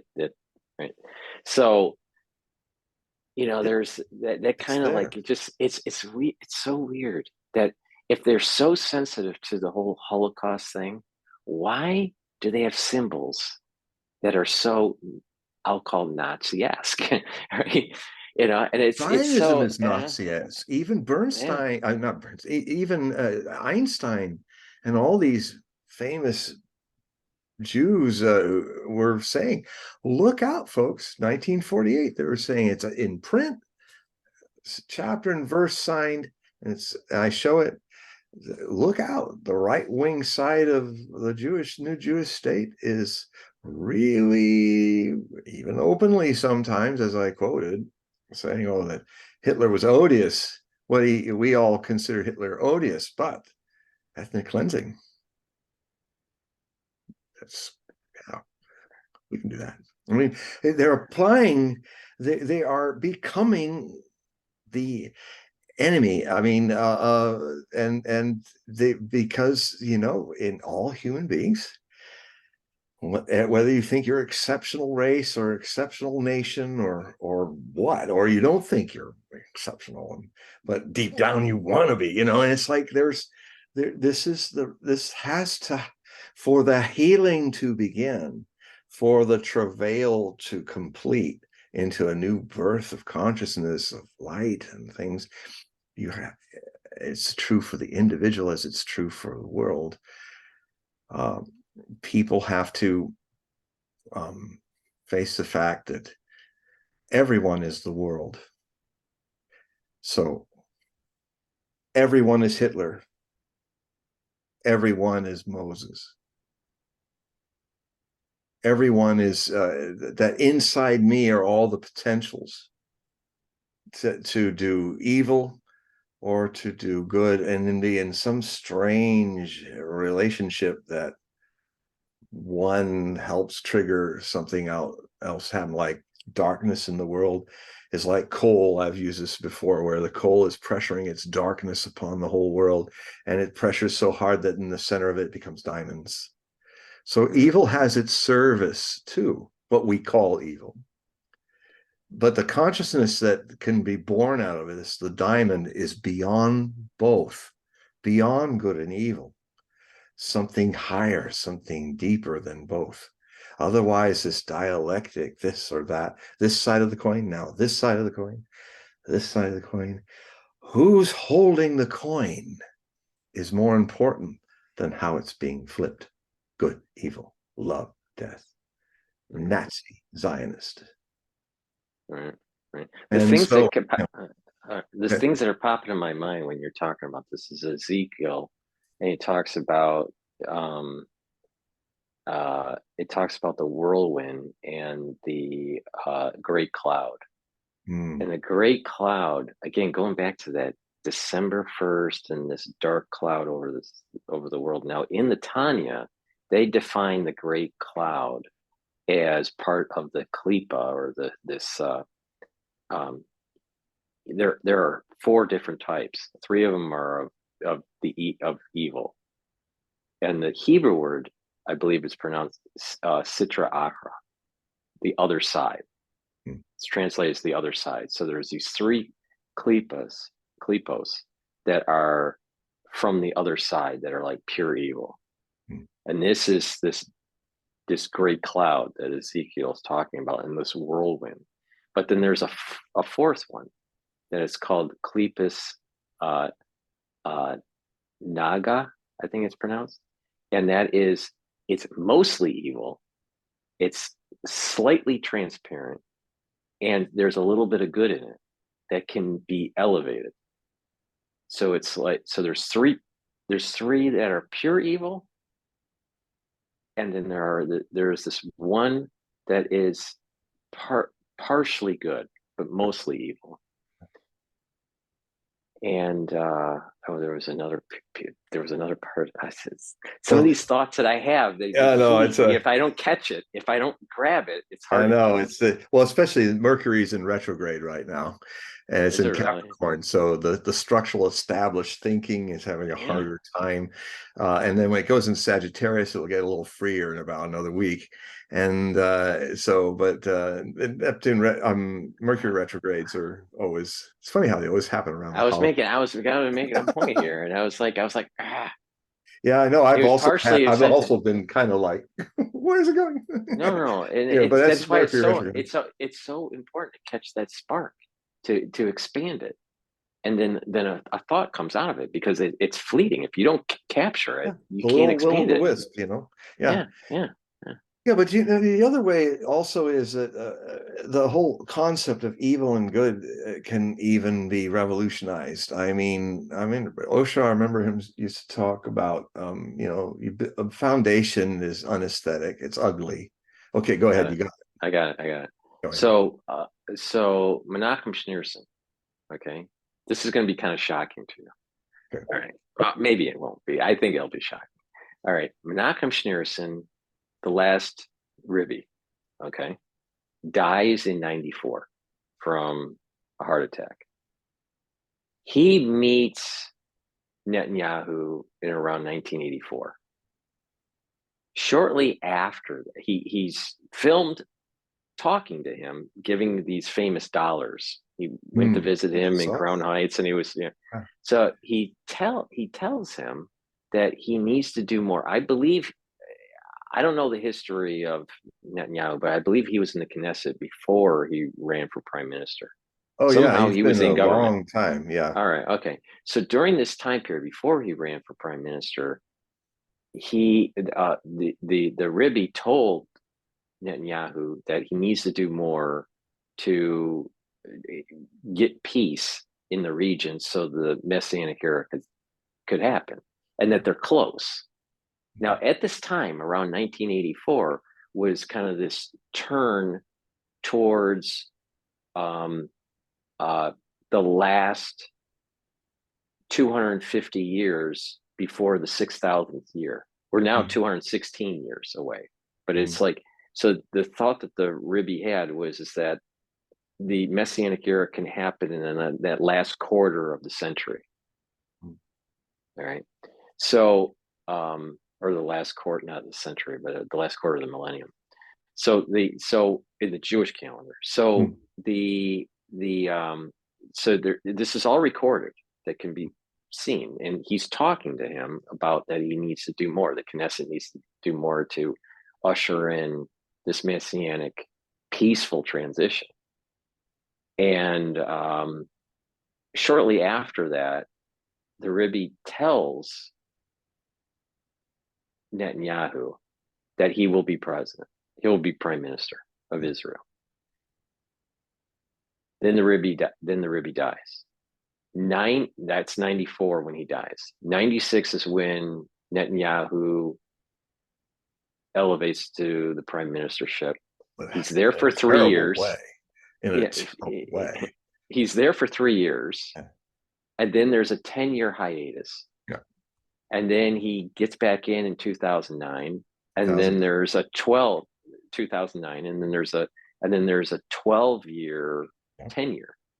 All Yeah. right, and then he's kicked out or something, and then he And comes there's like back. 3 years of 5 governments that he can't quite. He's somewhat, and then finally he's back. Right, right. And before the Rebbe died, he told Netanyahu. Now, the Rebbe didn't say that he was going to be in 3 times, 4 times, No, or anything he like just that. said He prime just said, minister. right, he was going to be prime minister, that he was, and this is how the Rebbe phrased it: you're going to be prime minister, and the scepter will be taken from you and given to this messianic individual.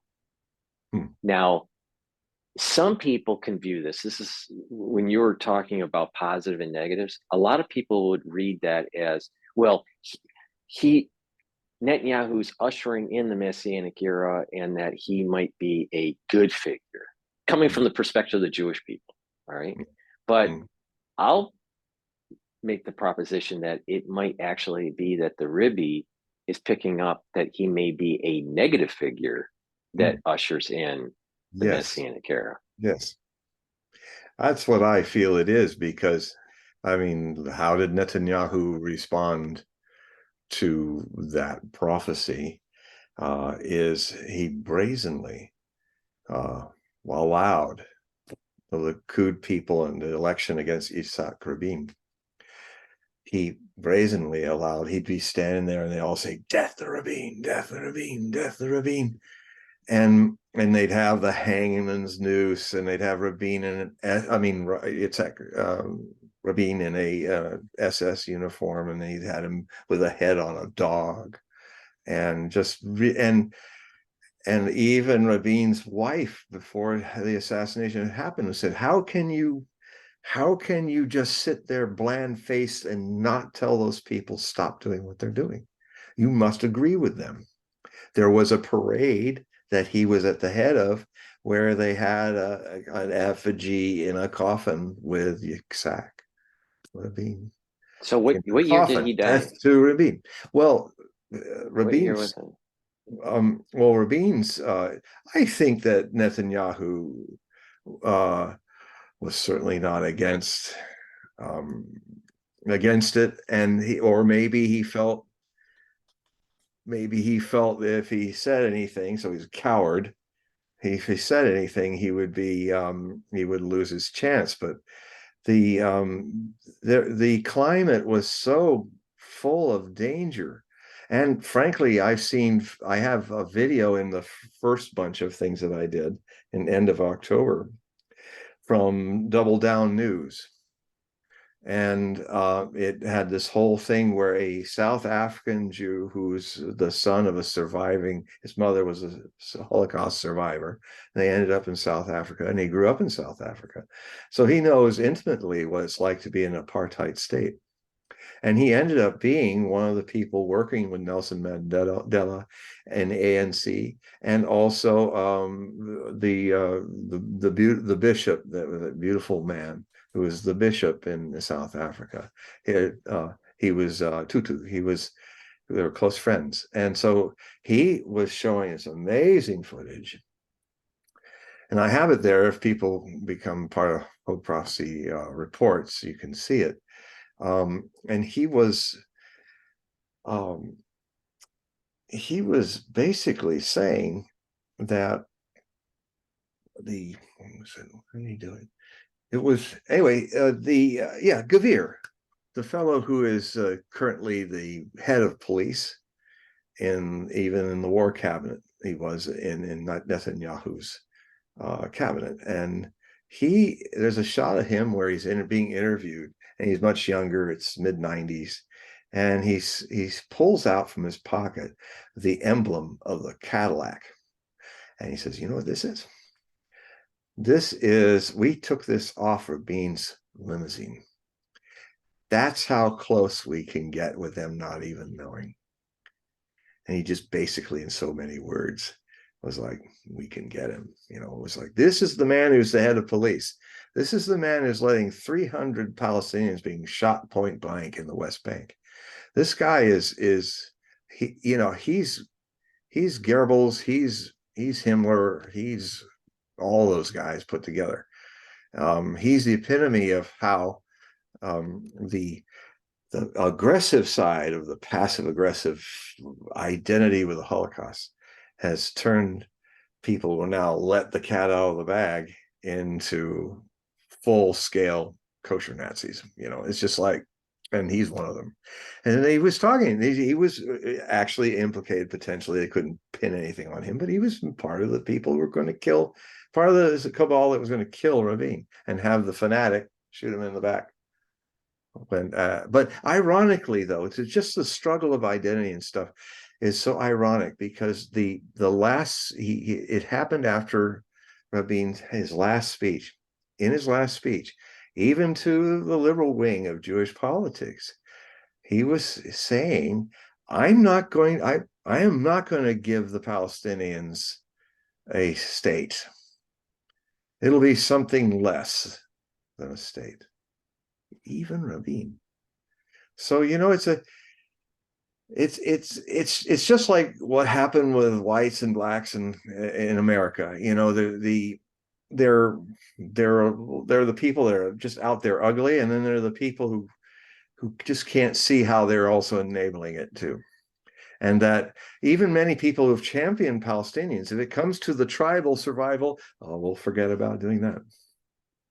Because racism, tribalism, it has a lot of things in it together that go hand in hand with calling another group of people lesser humans. And when you've dehumanized them, you can treat them like stray dogs.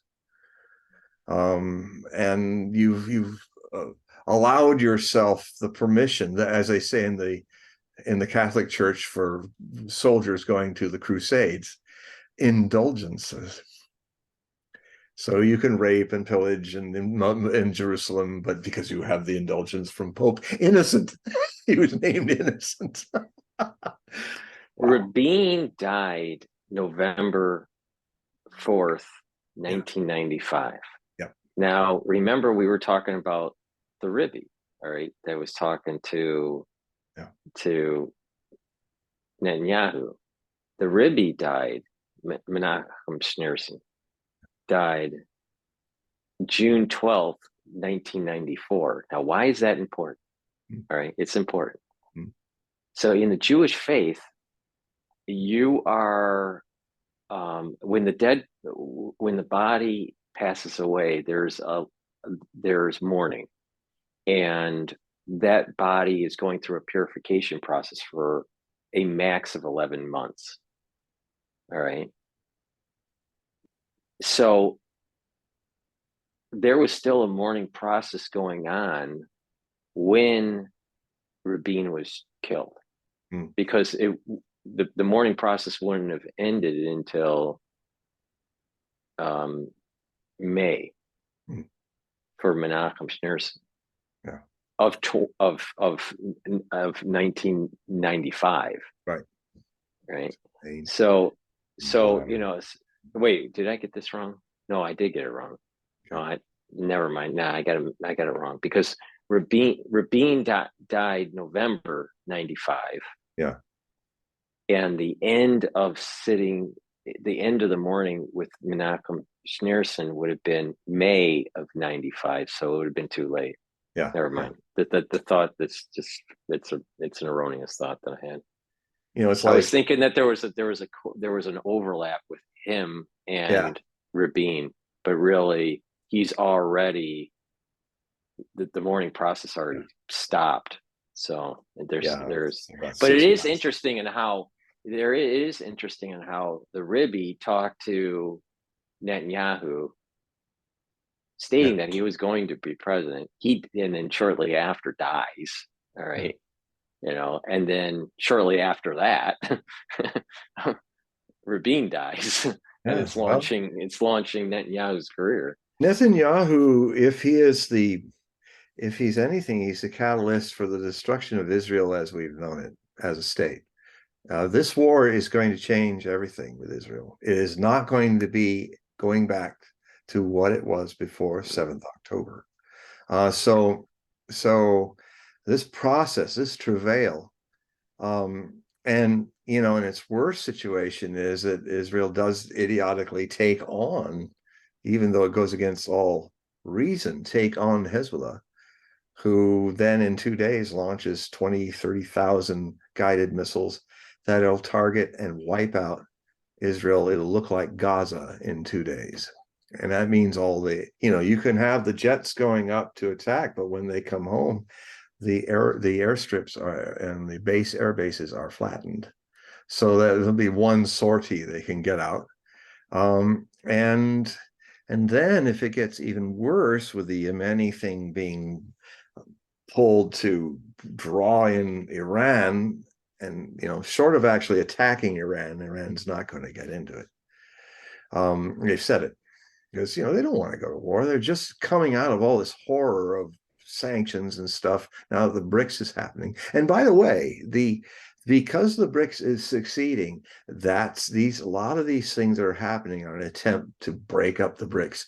America, where the hegemonics want to keep in power, they're not going to give it up. They're going to go down fighting. And so, I mean, the fact that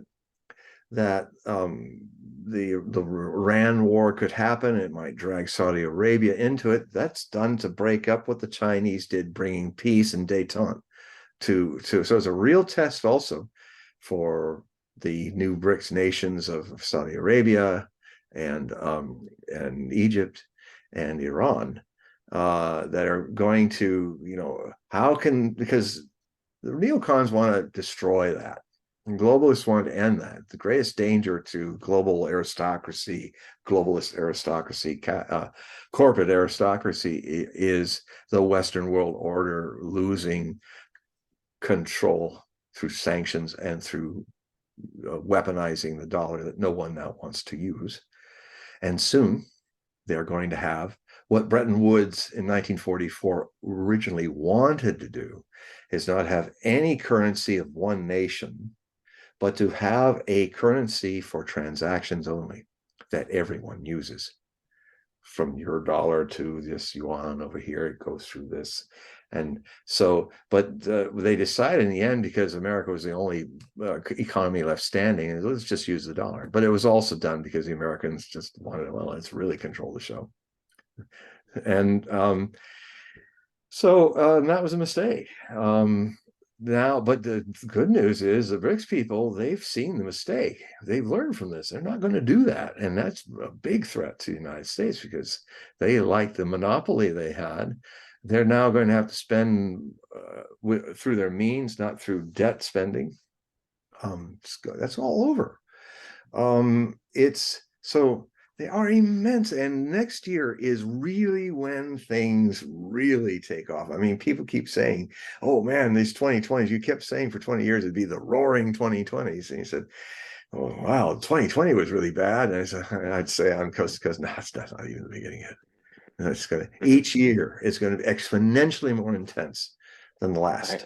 I agree with you, and you see it with the crisis that we went through in 2020, Yeah. and And now you have 2021 with the COVID shutdowns and all of that, and right, yeah, earth shattering. and I mean, I'll tell you, I am scared personally, mhm. in terms of my life force of 2028. 2028. I I'm not sure if I'll make it. Well, I'm dead serious. People are going to say I well, am I very, understand. very scared, very, very, very scared about living past 2028. I Well, want to.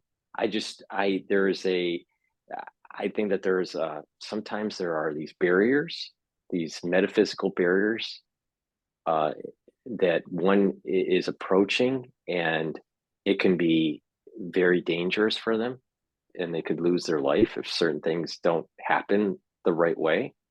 And for me, I think that 2028 is that year. You can call it an X year, you can call it whatever, but I mean, there's this intersection. well, I'm yeah, scared of 2028. yeah. Well, Like there's some. I want to hide under my bed type scared. Well, it's in. There's two basic. I mean, I'm just to kind of think on my feet here. The Nostradamus gave two timelines for a period when there would emerge two great eagle kings of the north. So their totems are eagles. Bald eagle, United States. And when Russia drew down its red banner and replaced it with the tricolor of Russia and the golden two-headed eagle, the seal of the king, i.e., the president of Russia. Whenever he's in town, that's the flag that is flying. It's got the golden double-headed eagle in the tricolor. So, the Eagle King in America is not on the flag, but it's on the presidential seal, just like it is in the Russian Federation presidential seal. And so when that started happening after the Cold War, I thought I started really being looking out for and anything that would potentially engage, because it said in Quatrain 89 of Century 2, and 89 was the end of this could be a year dating. It could be February 89, second month. What happened in that month? Soviet Union bugged out of Afghanistan, just marched out in February. That was the end of the whole thing, and that set in motion the collapse of the Soviet Union because of the burden of we are in this critical mass in America right now. Same situation where over half of all that we produce goes to the military industrial complex. It's exactly what took down the Soviet Union. When the ruble crashed, they couldn't afford it. And that is going to happen to the United States. That's why even some of my best sources like the Duran guys and all, they're coming closer to it. It's understandable. I love them because they're so logical. Is that but I've always seen it as very rapid. And the meaning being is that and nobody seems to be talking about this. It's just like there's going to come a period where the dollar's value will drop. It'll come back, but it'll drop to a point where we can't afford those 800 bases. We can't afford the military industrial contract fees. We can't afford the F-35 to repair it again. It'll just have to stay and rot and rust in the hangar, like a lot of MiGs did at the end of 1989 into 92. The Soviet there are so many parallels to the two Colossi prophecy, where there was two ways it could go. The two fallen Colossi are supposed to be America and Russia, but now a lot of people thought it meant they fell, they killed each other. But just like things like the Rebbe was saying a certain thing that people implied was positive, well, maybe ultimately in the process of a travail being started by Netanyahu, which is painful and frightening, and that travail will bring a new life to Israel.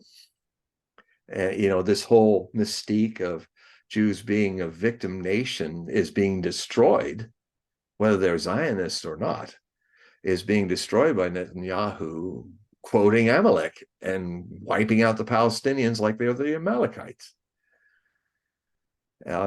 And I was really like, wow, he's doing it. It's like guy in the prophecy business is like he's literally quoting Samuel 15. You'll take all the men, and then you'll take all the women, and you'll take the babies from the breasts, and then the mothers, and then the children, and he won't even let the livestock survive. You will wipe them out, all of them, like Darth Sidious said in the Phantom Menace. Wipe them out, all of them. And they were, according to Samuel's interpretation of the Lord of Hosts. And then when Saul, he's saying this, he said he was given the right to give Saul be first king of Israel. And then he was saying, oh, now I'm repenting for letting you do that, because you took some of the better sheep and the cattle and you bartered them. I mean, this has upset Samuel. I mean, I don't know if the story is true or not, but my God, if that's the record, then this is a human being who doesn't even value the life of human beings higher than a goat or a fattened sheep. It's like, it didn't matter these poor mothers holding their children, or like a lot of mothers I've seen, hundreds of them holding parts of their babies blown up by Israeli jets with US bombs.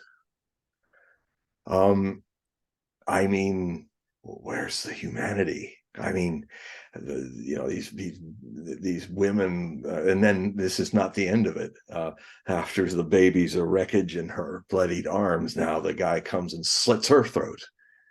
There was something that happened when all those guys were walking in their underwear, they were saying they were all these Hamas people that surrender. Hamas doesn't surrender. They follow the rules of jihad. They will die, become martyrs before they ever surrender. Unless they're wounded and can't kill themselves, they're not going to do it. And and then when I was pointing out to people, I said, look at it's kind of dumb to have them nearly naked, because you can see right off that a lot of them are gray haired, a lot of them have bellies, a lot of them are sagging, a lot of them are middle-aged. I haven't seen any Hamas fighters that look like that. They're highly trained and fit. So, and then there was this one thing where this guy comes out and he's kind of looking for instructions off camera, and he's just in his underwear, and he's got a clip in this hand and he's got an AK-47 in the other, and he's kind of walking gingerly and over this wreckage in the street, and all the others are lined up watching him. And then he kind of looks off camera like, huh? Like he doesn't even know what to do. Now, a Hamas guy would know that he was going to put his gun on this pile, and it was only like 4 guns. It's all these guys, and there's these 4 broken up guns. And they did another thing. They made a mistake. They took 2 takes. I have it. It's in the videos on my Hog Prophecy Report, this newest one. And they have a split camera, and the 2 takes are showing, and the guy switched the clip and put it in his right hand. He put the gun in his left. So they had him do the same thing to get a better shot. I mean, movie land, all fake. And so now they got both takes. Guns have been switched. I didn't know that. I mean, yeah. Oh, well, the other thing, I mean, it's a little levity actually, because it's such a terrible story, but I was kind of having making a little levity with it. Like this guy who's been the spokesperson, the PR guy, they were supposed to go to Al Shafta hospital. And of course, when they went in there, suddenly they're saying they're in the basement. And then Ehud Barat had said to Christian Amanpour the day before that, and it's kind of funny that he just happened to come up and talk about the fact that back in the early 2000s, when the Israelis had helped Hamas, because remember, Hamas was created by Israel. They were given the power to split the Palestinians. Hamas is created by the Zionists. So this Frankenstein monster now is their creation, their atonement. And so anyway, he goes in this place, and they don't do things like, if you want to prove that you're down the basement where the Israelis had a headquarters that they built down in the basement of that, and even Amanpour was saying, "Are you telling me that you guys built it?" And now Hamas has it, and so if you want to really prove that it's there, you do a walk through, and you don't cut to anything. You just do a real time while you're walking through the front of the hospital. You're going down the stairs. You're going, and then there is the door where the Hamas guys come in and out of their tunnel network. Oh, there is the base that the Israelis used to have, and that was never done. There was only one pretty bad attempt from outside where they start and you see a hole, and you can't really tell if it's a water tank or not, but it's a hole because they're similarly look the same. And then suddenly, just as you're just about to go down the hole, it blacks out and now you're in the tunnel. I said, fake. Don't even consider it. It's just not even subtle about it. It's really, really kindergarten stuff. So anyway, here's the PR guy. He's a famous guy. He's been the kind of the face of this. Anyway, so he's saying, here we are, and we're and this is the base. And then, oh, look here, and it's a go pack. It's go pack, which is packed full of bullets, bandoleros, and one AK-47. A lot of metal there, packed behind the MRI. And this is not a base that the Israelis created. It's the MRI room. I mean, this is where you get into the big donut, and it's able to, for people who don't know what the MRI machine is you then get yourself an even better X-ray kind of scan, like CAT scan kind of thing. And so there's all this weaponry and stuff all around this MRI machine, which looks like it's still, if somebody just plugs it in, it'll be active, like it was probably being used when they still had power.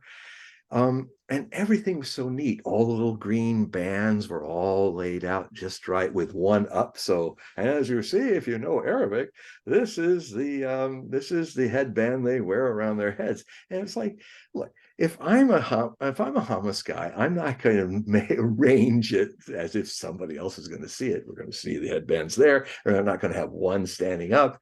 I mean, and then you're going to and then they went into a room on the side where there were a whole line of computers, and they're all up and running. And apparently these were computers the Hamas people fled and just left them there. I mean, the way it took, the time it took for the Israelis to get in, they knew they were going to do. They would have carried all that stuff and gone in some tunnel and left it. But here it's all neat and clean, and there's pictures on the screens of the laptops, except for the one on the end. It's blurred out. And if you saw this film before it was taken off X, Twitter, and then came back again, a little edited, a couple things change. You would see the same blur of olive drab with a bit of yellow like blonde, because if you saw the first one, it's Israeli female officer and a bunch of Israeli officers on their computers. This was an Israeli laptop, and the guy doesn't even look down at it. He's saying, and then here, is one of the Hamas, and it has Hebrew on it. I mean, you would have, Hamas people, you would love to show some of their leaders without their masks on and all of that. Oh, this is that guy. Well, we got him now. And then and then the other thing that happened is that the BBC came down and did a similar walkthrough, and it was kind of implied by this guy because it was not kind of stated directly, but he was talking as everybody was kind of made to believe that the BBC guys might have been filming this. One problem: the BBC guys knew what time it was when they got there, and on his watch, it was 2 hours off. You know, and the other thing too is the lovely thing about X, especially now that it's open. I mean, there's a lot of junk on it too, but I'd rather have messy freedom of speech than not. Because fascist regimes, the trains run on time, the sidewalks are clean, but you have no freedom. Anyway, so somebody went to some MRI somewhere, and they got a bunch of metal things, because you can't have metal on you. There can't be metal in the room, as you know. And somebody turned on one of those things, and you really got to see how it'll take a metal chair and it'll suck it all the way across the room into the donut. It was like bam, bam, bam, bam. I've never seen somebody do that. I don't think anybody's done that except for this, but somebody did it in an MRI machine. I don't know how they got away with that, but it was and all the stuff was flying. So and so, but the thing I forgot to tell you, which it was hard when it really, I got a pretty thick skin these days, but I couldn't believe what they did. The men, why did the men go out naked like that? And the Palestinian men. And oh, by the way, a lot of really good reporting is done by Gray Zone, Max Blumenthal, Dan Cohen, Jews, reporters, some of the best damn reporters in the world. And he actually found out that the guy who was holding the stuff and walking out, he owned an aluminum store, and then he was able to point out people that these were just like regular guys, plumbers, contractors, carpenters. And then there was some of the others were identified as journalists, and they showed how they were the same journalists. So none of these guys, they were all just civilians. So why the hell did they do that? Well, they put the salt water in. They were trying to say, oh, they're coming up out of and they're surrendering. They were trying to manufacture a fake victory, because frankly, what I've seen is that the Israelis are taking thousands of casualties and I have yet to see it. A real kill of a Hamas soldier. And I would think that would be a big deal to film with all the stuff I'm seeing from the Israeli side. None yet. Except one, I think, that was shot down. And I have not seen any of them, but I have seen whole platoons of Israelis blown up by rockets. They're all staying around like a bunch of big dumb geese, because they're not well trained. This is not the Israeli army that fought in the 6-Day War or in Yom Kippur. This army has really, just like the United States forces, they've really gone down in standards. And so so that's one thing. There was this school. All these guys were being filmed in the ruins of Gaza, North Gaza. And there's a school that's a UN school, and it's been a lot of the schools that have been places where people crowd together to survive from all the buildings and houses being blown up. And so there was this very crowded place. The Israeli forces came in. They said they started beating the wives and children of the men, and basically saying, we'll keep this up unless you come with us. And so they went.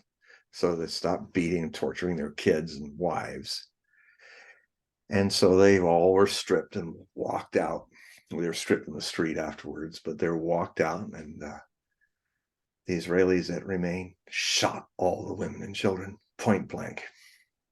They summarily executed them. A lot of it's been blurred, but I have ways, and I found some of the footage without blurs, and it's clear. It looks like firing squad, so they lined them up and shot them. Men, women, and children. And so these poor men probably didn't even know that their families were wiped out. That's genocide. That's thinking Amalek, as Benjamin Netanyahu, many years back, when I was talking in earlier shows about the mistranslation of the Persian, Ahmadinejad did, and then his offices, it was him directly, but they tried to cover it by his office, then replied to this wiping Israel off the map, which is not what he said. He said that the end of Israel as a political identity would then dissolve into a one-state solution with both people living in harmony together. But he took that and just ran with it, just to feed that whole anything that kind of leads to the Holocaust. Oh, they're going to do it again. And the Iranians are the new Nazi threat. And he even thinks of himself as Churchill, warning the world before World War II. Well, anyway, so his answer to that was simply the message, think Amalek. So when I said that, that's when I went to Book of Samuel and found out what he meant. And he was saying, basically saying, think you'll all be genocided. And now he's turning to, but of course, they're a harder nut to crack because they can fight back. They're not prisoners in a concentration camp. I mean, Palestinians don't have passports. They can't leave. They can't go to another country. And if they go, they can't come back. They have no airport. Even the food, they call it the Gazan diet in Israel, where even the amount of calories that are allowed to be shipped into the prison is to keep the calories low so the Palestinians don't have a lot of strength. I mean, this all comes out in the thing that I had with the South African, little documentary that I have of the South African that grew up in apartheid, so he knew what apartheid. Desmond Tutu was, he was a friend of Desmond Tutu in the ANC, and he said, "I'm proud to be a Jewish person. I love it, but I know what apartheid is, and Israel has become just like South Africa, if not worse, with the Palestinians." And when you realize that when the rest of the world was making South Africa a pariah, even though Israel officially, but late, joined with the other boycotts, the truth is that Israel could not become a nuclear power without testing its bombs in South Africa under the guise of the apartheid government. And they tested their neutron bombs. They tested all the things near the Kalahari Desert and deep in the desert parts of South Africa. If you look at all the equipment that the Afrikaner police use, those armored personnel carriers, when they would go into Soweto and beat up the blacks every once in a while, it's all Israeli built. Those are Israeli guns. The Israelis supported and sustained apartheid right up to its end. So it's kind of interesting karma there, isn't it? It's just like, this was the model for, and then when Netanyahu, after years and years, finally succeeded with trying to actually negate the courts by changing the basic rules. And he changed the definition of what a Jewish state is. And the way it's described is right out of Mein Kampf, as far as I'm concerned. A national socialist state. What is it? A national socialist state is a state that's based on a race of people and their culture. And that the nation, the German nation, the Jewish nation. And the problem is that, so it's already kind of interpreted now in the basic rule that a Jewish state means that Jews are higher than Israeli Arabs or the people they occupy, Palestinian Arabs. I mean, there's a little token party or two in the Knesset of a few seats that allows Israeli Arabs to have a seat, but it's very token. I got corrected a lot. I thought that I was very wrong, and I got corrected by a lot of Israeli Arabs when I found out to what extent the people who didn't leave during the Nakba the diaspora of the Palestinians in 1948. A lot of them took their chance and stayed, or just didn't get massacred and thrown out in Jaffa and Haifa and that area, a lot of those areas, and Hebron and all that's well, that's later. And so they became, and there are over 1.5 million Israeli Arabs. There's just under 8 million Jews. And then there's I think it's about 3.5 million Palestinians in the West Bank, with I heard some people saying there's as many as 900,000 Jewish settlers, but some people say it's 350,000. But they're all armed, and they can shoot down anybody, take anybody's property whenever they want, destroy somebody's olive grove that's been there for 1,000 years if they want. And they've murdered 300. I've seen some of the footage where some guy is complaining to a Jewish guy. He just unslings his gun and he right in the guy's sternum, right in the middle of the street. And that's happening every day. And it used to be that they'd kill 300 in a year. This has happened just in the few weeks of this war. So if they succeed, what I see is this genocide is still trying to hope for the Egyptians bending and letting them cast the Palestinians in a second Nakba out into the Sinai Desert. But Egypt can't sustain that. So I don't think al-Sisi, the president, is going to let that happen.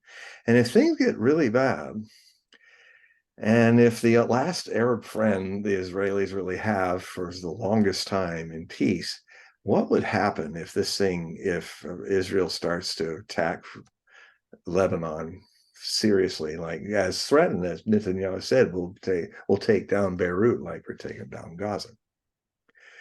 He said that. So the Hezbollah people don't want to do this, but if there's a full-scale war and they're launching the missiles even into West Jerusalem, even through the window of the prime minister's office and his home, and all the Knesset and all those people and all the infrastructure of Israel could be all down in 48 hours. This is not like 2006, where it's just a shoot and hope it hits something. No, these are all sophisticated guided missiles and stuff they have now. And the Israelis couldn't hardly get into Lebanon before. What was probably going to happen is 100,000 Hezbollah soldiers will invade northern Israel and go and take everything from Haifa across to Galilee. And then they will probably help the Syrians take back the Golan Heights. And so, and I looking the way the Israelis fight, and given the fact that the Hezbollah people are probably with the Marines now, this is not a force that's going to be able to deal with it. And who's to say that finally Egypt goes over the border just south of Gaza, gets on a good road system with its tanks, and it's already at the place where the bombs are stored. That got revealed when one of the missiles hit a field. And now the area, Sadat, I think it's called, SDOT, that's where they are stockpiled at least enough nukes for 26 Jericho missile warheads. And so they were concerned because it was a fire and it was coming close to where the bunkers were. But it's kind of the cat got out of the bag at last. This is where a lot of the Israeli atomic weapons are. Egypt, all it has to do is do a lightning blitzkrieg in 46 miles. And while most of the Israeli army is stuck down fighting Hamas, and then the other overextended in the north. And who knows, Netanyahu might have to ask for terms. So the other thing too that's probably going to happen, this has brought so much attention to the two-state solution. It's brought it back to life. It's also brought back to life the significance of the United Nations. I mean, I found it rather ironic that when Gutierrez, the Secretary General, did something rarely done, where he basically, because he's not involved with the Security Council, but he had an emergency request to have an emergency council thing rule on this thing about, getting the two-state solution, the ceasefire especially. This time, even America's friends like Great Britain, who's like little wannabe American fascist, abstained. And only the American, it wasn't even the chief, she didn't want to lose face being the person raising her hand. And then this guy who, having his moment in history, and he about got, when he lifted his hand, he came awful close to this. He was just and then he kind of had it, but he was like, there's some shots where he's going, yeah, Sig Heil, baby. It's like it was so straight armed and it was higher than normal. He wasn't a proper Nazi, he didn't have, but it was like he could. Other people were going like this.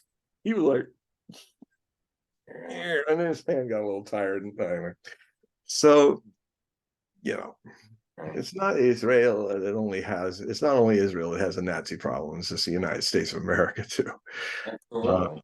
Yeah, and it's very fascist, and so and it's so there are I know I've been grabbing here and there, but there's just such a whirlwind of things to talk about. I mean, everything that we've known in this world is now on the lathe of heaven to be ground into something else, and it even includes the fact that the United States.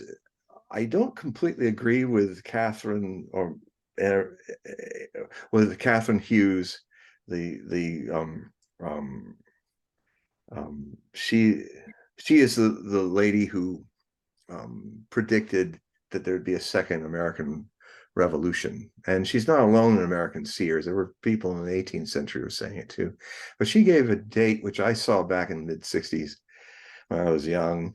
And her date is not a distant date anymore. She saw a renovation of not a renovation, but a change of the Constitution and some kind of revolution that would end in 1996 or begin in 1996, 2026. Sorry, I'm dyslexic. 2026. So, it dawned on me that it's not, or at least I don't want to use the term revolution because it's a charged word. And a peaceful revolution sounds like an oxymoron, even though Jefferson thought about it. And then it just dawned on me, we don't need to make a new constitution. It would be a change if we restored the Constitution to the United States of America. If we restored the Bill of Rights to the citizens, if we restored a free press, that cannot, it's the First Amendment states, cannot be, you abuse the First Amendment if government forces go into some other place and then start doing what Facebook's done to me, and the shadow banning and all that is done by the government through Facebook, through stuff. So it's already abusing the First Amendment when people have been censored and shadow banned. It's coming from FBI offices that used to be in X until Elon Musk bought it and kicked them out. I'd love to see how big the office is in Facebook or Google. And they're there giving their opinion of what should be done. And of course, everybody goes, okay, and does it. That's a violation of what makes America, America, the First Amendment. And so I call it the restoration of the Constitution, not a revolution. We'll see. But even that's happening. Economic norms, all that's going to start changing. All the world moving off, 3/4 of the world into the BRICS. And now the once vaunted 500-year dominant Western colonial tyranny of the last 5 centuries is literally fading away. And now, when you show a map of the collective West, it's a pretty lonely map. If you took off all the other lands, it's just like the biggest mass is America and Canada. And then over here is little Japan. And way down here is New Zealand and Australia. And then for de-piped, de-Russian gassed Europe, going deindustrialized. That's it. I don't think it's probably just under 1 billion of the 8 billion people on the planet. So we are becoming what the Western world often has been in human history, a backwater on the fringe of things. And we're going back when the Arab world, and interestingly enough, the Crown Prince Saudi Arabia, I was watching him speaking at the Arab League, the one that had Syria back in the league, and he has a lot of visions about what he wants. He was talking about how kind of that through peaceful means, the Arab world could be a unity. It used to be a few centuries after Muhammad, when it created algebra, it created the Moorish castles and great literature and all that culture. And he's saying we will become, as Europe crumbles, we can become the new Europe. Place of culture, a place of, he's working on that strange linear city called Neom. So the guy, he's grown up a lot. He's grown up a lot since I started considering him at 34 when he became Crown Prince. I started considering him, all the moves he was making made him actually the strongest candidate for Nostradamus's third Antichrist that I had ever seen. But as I get to see him mature into the role and see how he's changing, I'm going to be shocking people in my update of the book and reminding them that, because I say the new chapter is, MBS, that's his acronym for his name that everybody uses, Crown Prince and Future King of Antichrists, ? The one that no one can disagree in the three is Hitler. But Paul Né-Laurent, who also rhymes with Apollyon, even in Napoleon's time, a lot of Christians were seeing that, he's Apollyon from the book of Revelations. And, he's like the Antichrist.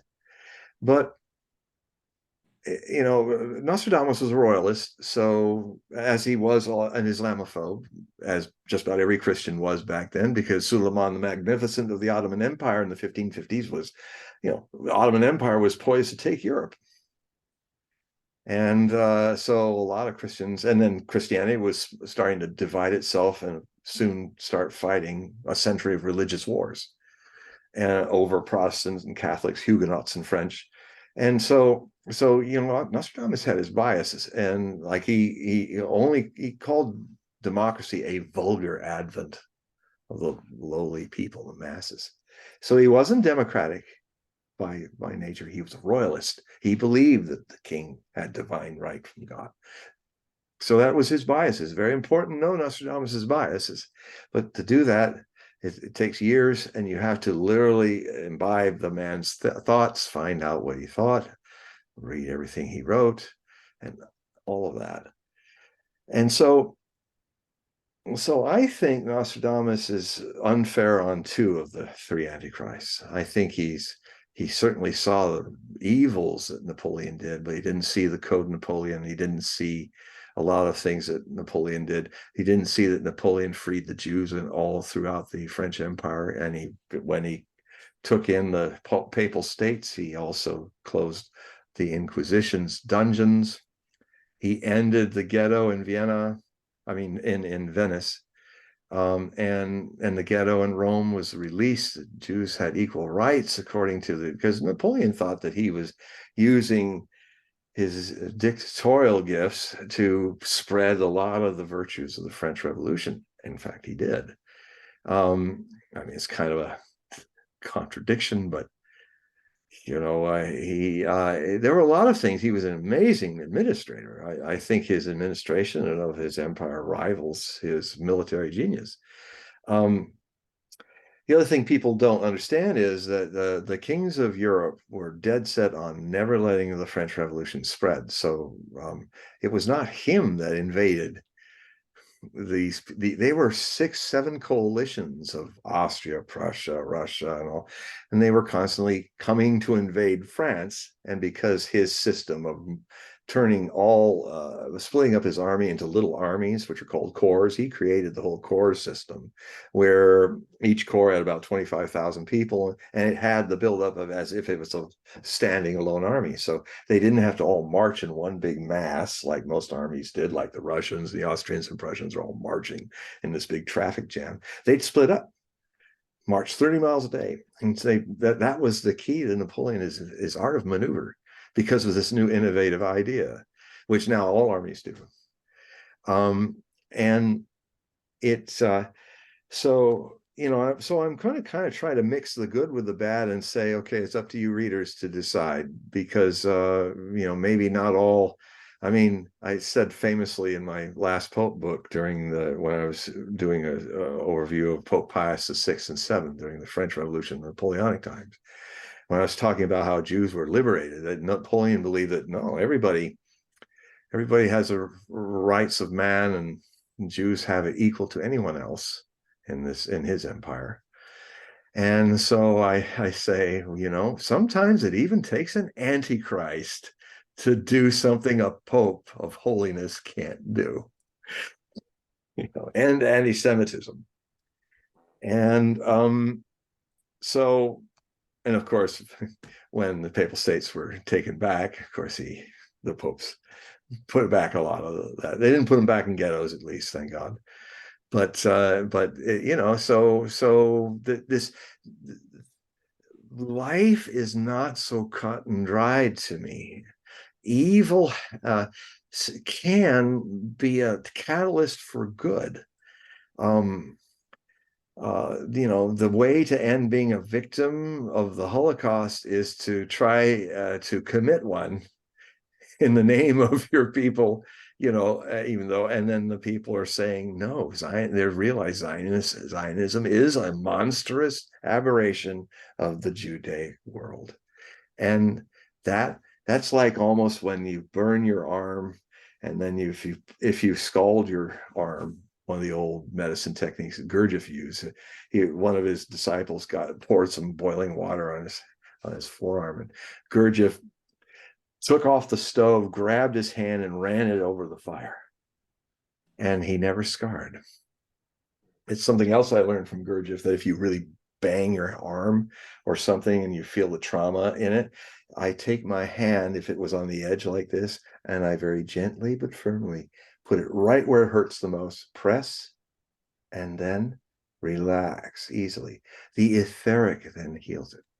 So that was one of the other things he did. But you fight fire with fire, and so it's something you learn in the Caucasus or somewhere, and folk medicine, and so the guy never had a scar from what should have been third-degree burn. Never had a scar from it. So,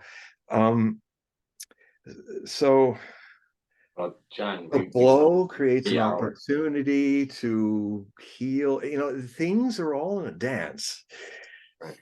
Right. The Jews will be healed of their passive aggressive thing by having to face what is covering, and Netanyahu is that guy. So maybe he's the catalyst for some really bad ugliness, which needs to be a wound taken to the air so that it can heal. So you have to open the wound.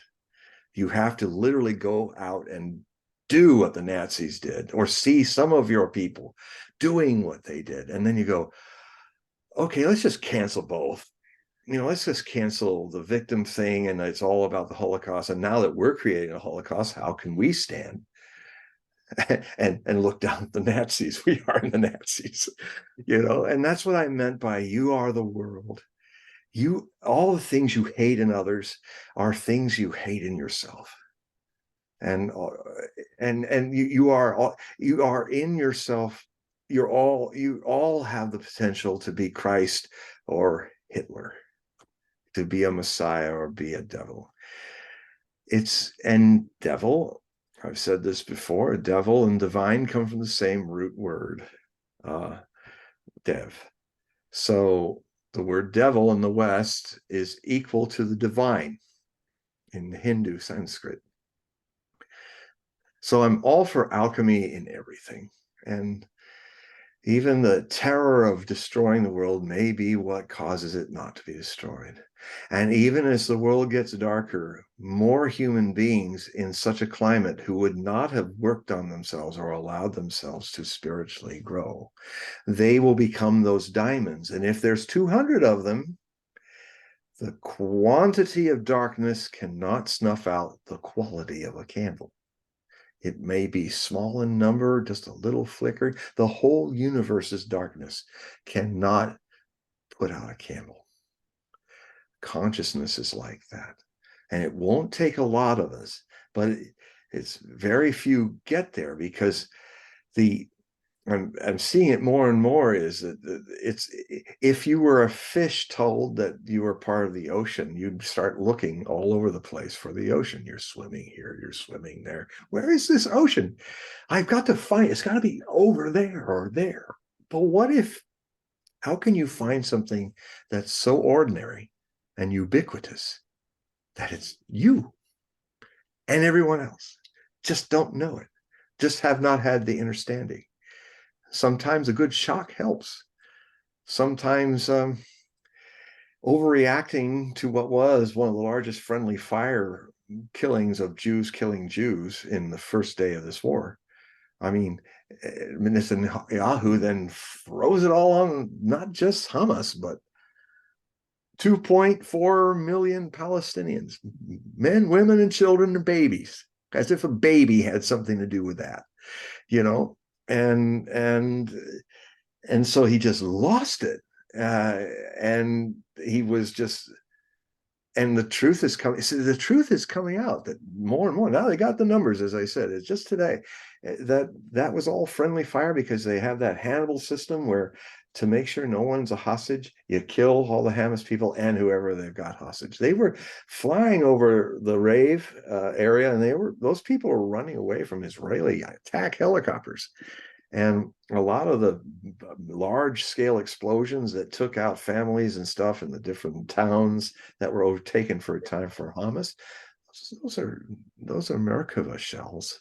The Palestinians came with what they could carry, maybe a grenades and stuff like that, or RPG. But this was major, like 150 millimeter shells going through houses and stuff. They weren't doing, they had no tanks. They have no armored personnel carriers. They were all just running around. They had hang gliders coming in, light infantry, about as light as you can get. And then when you saw all the cars in the park area all burned, I mean, I have a shot in there where a classic thing you do in a helicopter, you have a traffic jam trying to get out, all these people trying to escape. You blow up the cars at the end and the cars at the front, and then they can't back up or go forward. Classic strafing tactics. And then you see all the open doors. Well, when they couldn't go forward or backwards because those cars were flaming, if they're looking back and forth, they're seeing that they're flaming, get out of the cars and start running. I also have videos in this thing where you see people, party goers of the rave, all trying to get all out of a car, and then you hear the guy in Hebrew make the call to fire, boom, it's gone. And it's all coming out. And even the attempts to make phony things like bunkers under the hospital and all. I mean, here's the situation. The laws of war is that if you can prove, if you know without a doubt that this hospital has got a major headquarters underneath it, then it is a target. But you have to know before you fire. What they did at Al Shifta, and all, where thousands of the people were killed by missiles, gravity bombs, they blew it up because they knew maybe there was this place that the Israelis had, but they didn't verify. They didn't want to go into the dirty work of actually finding out if it's true or not. They bomb the area, and then they come to see if they had a reason. That's not covered by the World Court or the rules of crimes against humanity. That's you don't blow a thing up and then see if you had a right to. How dumb is that? I mean, it's almost comical. It's like a bad black comedy. It's like, really? Or how is it that you have a whole bunch of people camped out in the war zone, just having an earthen berm around all these guys, and then there's this. I first when I heard it, I couldn't believe it that there was a whole camp full of Jewish soldiers, and these guys kind of dug out of their caves, and they kind of dig. They don't go to a lot of these tunnels don't open. They have to dig from underneath and let the dirt go down in the tunnel, and then they take the ladder, and then they literally crawl out of the dirt, and this is one of those tunnels, and then they bury it up again. So they came up and they're taking a shot where they're peeking over the berm, and there's all the guys just hanging around, all in tent, the main tent, and all the other tents, and it's hot, so the zippers are open, and there's all these guys. There's nobody guarding the berm. There's nobody looking at the sky for drones. I mean, this is tactical military 101 stuff.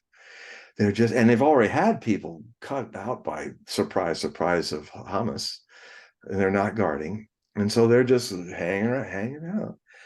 And then what they did is they went back down, and then at night they came out and they put 3 anti-personnel bombs all around the berm. And then they went back in and into their tunnel and they set them off.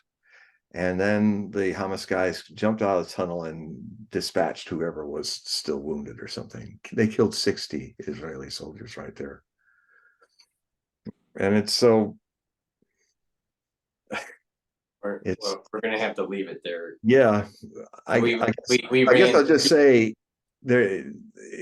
I just finished this, not just on that, but I just say that we're in unknown history. We're in a new time, and a lot of people won't want to flow with it, and they might want to destroy it all. But I think that light in us, those little fragments of light, are like the 200 extra enlightened people that above the average that are around.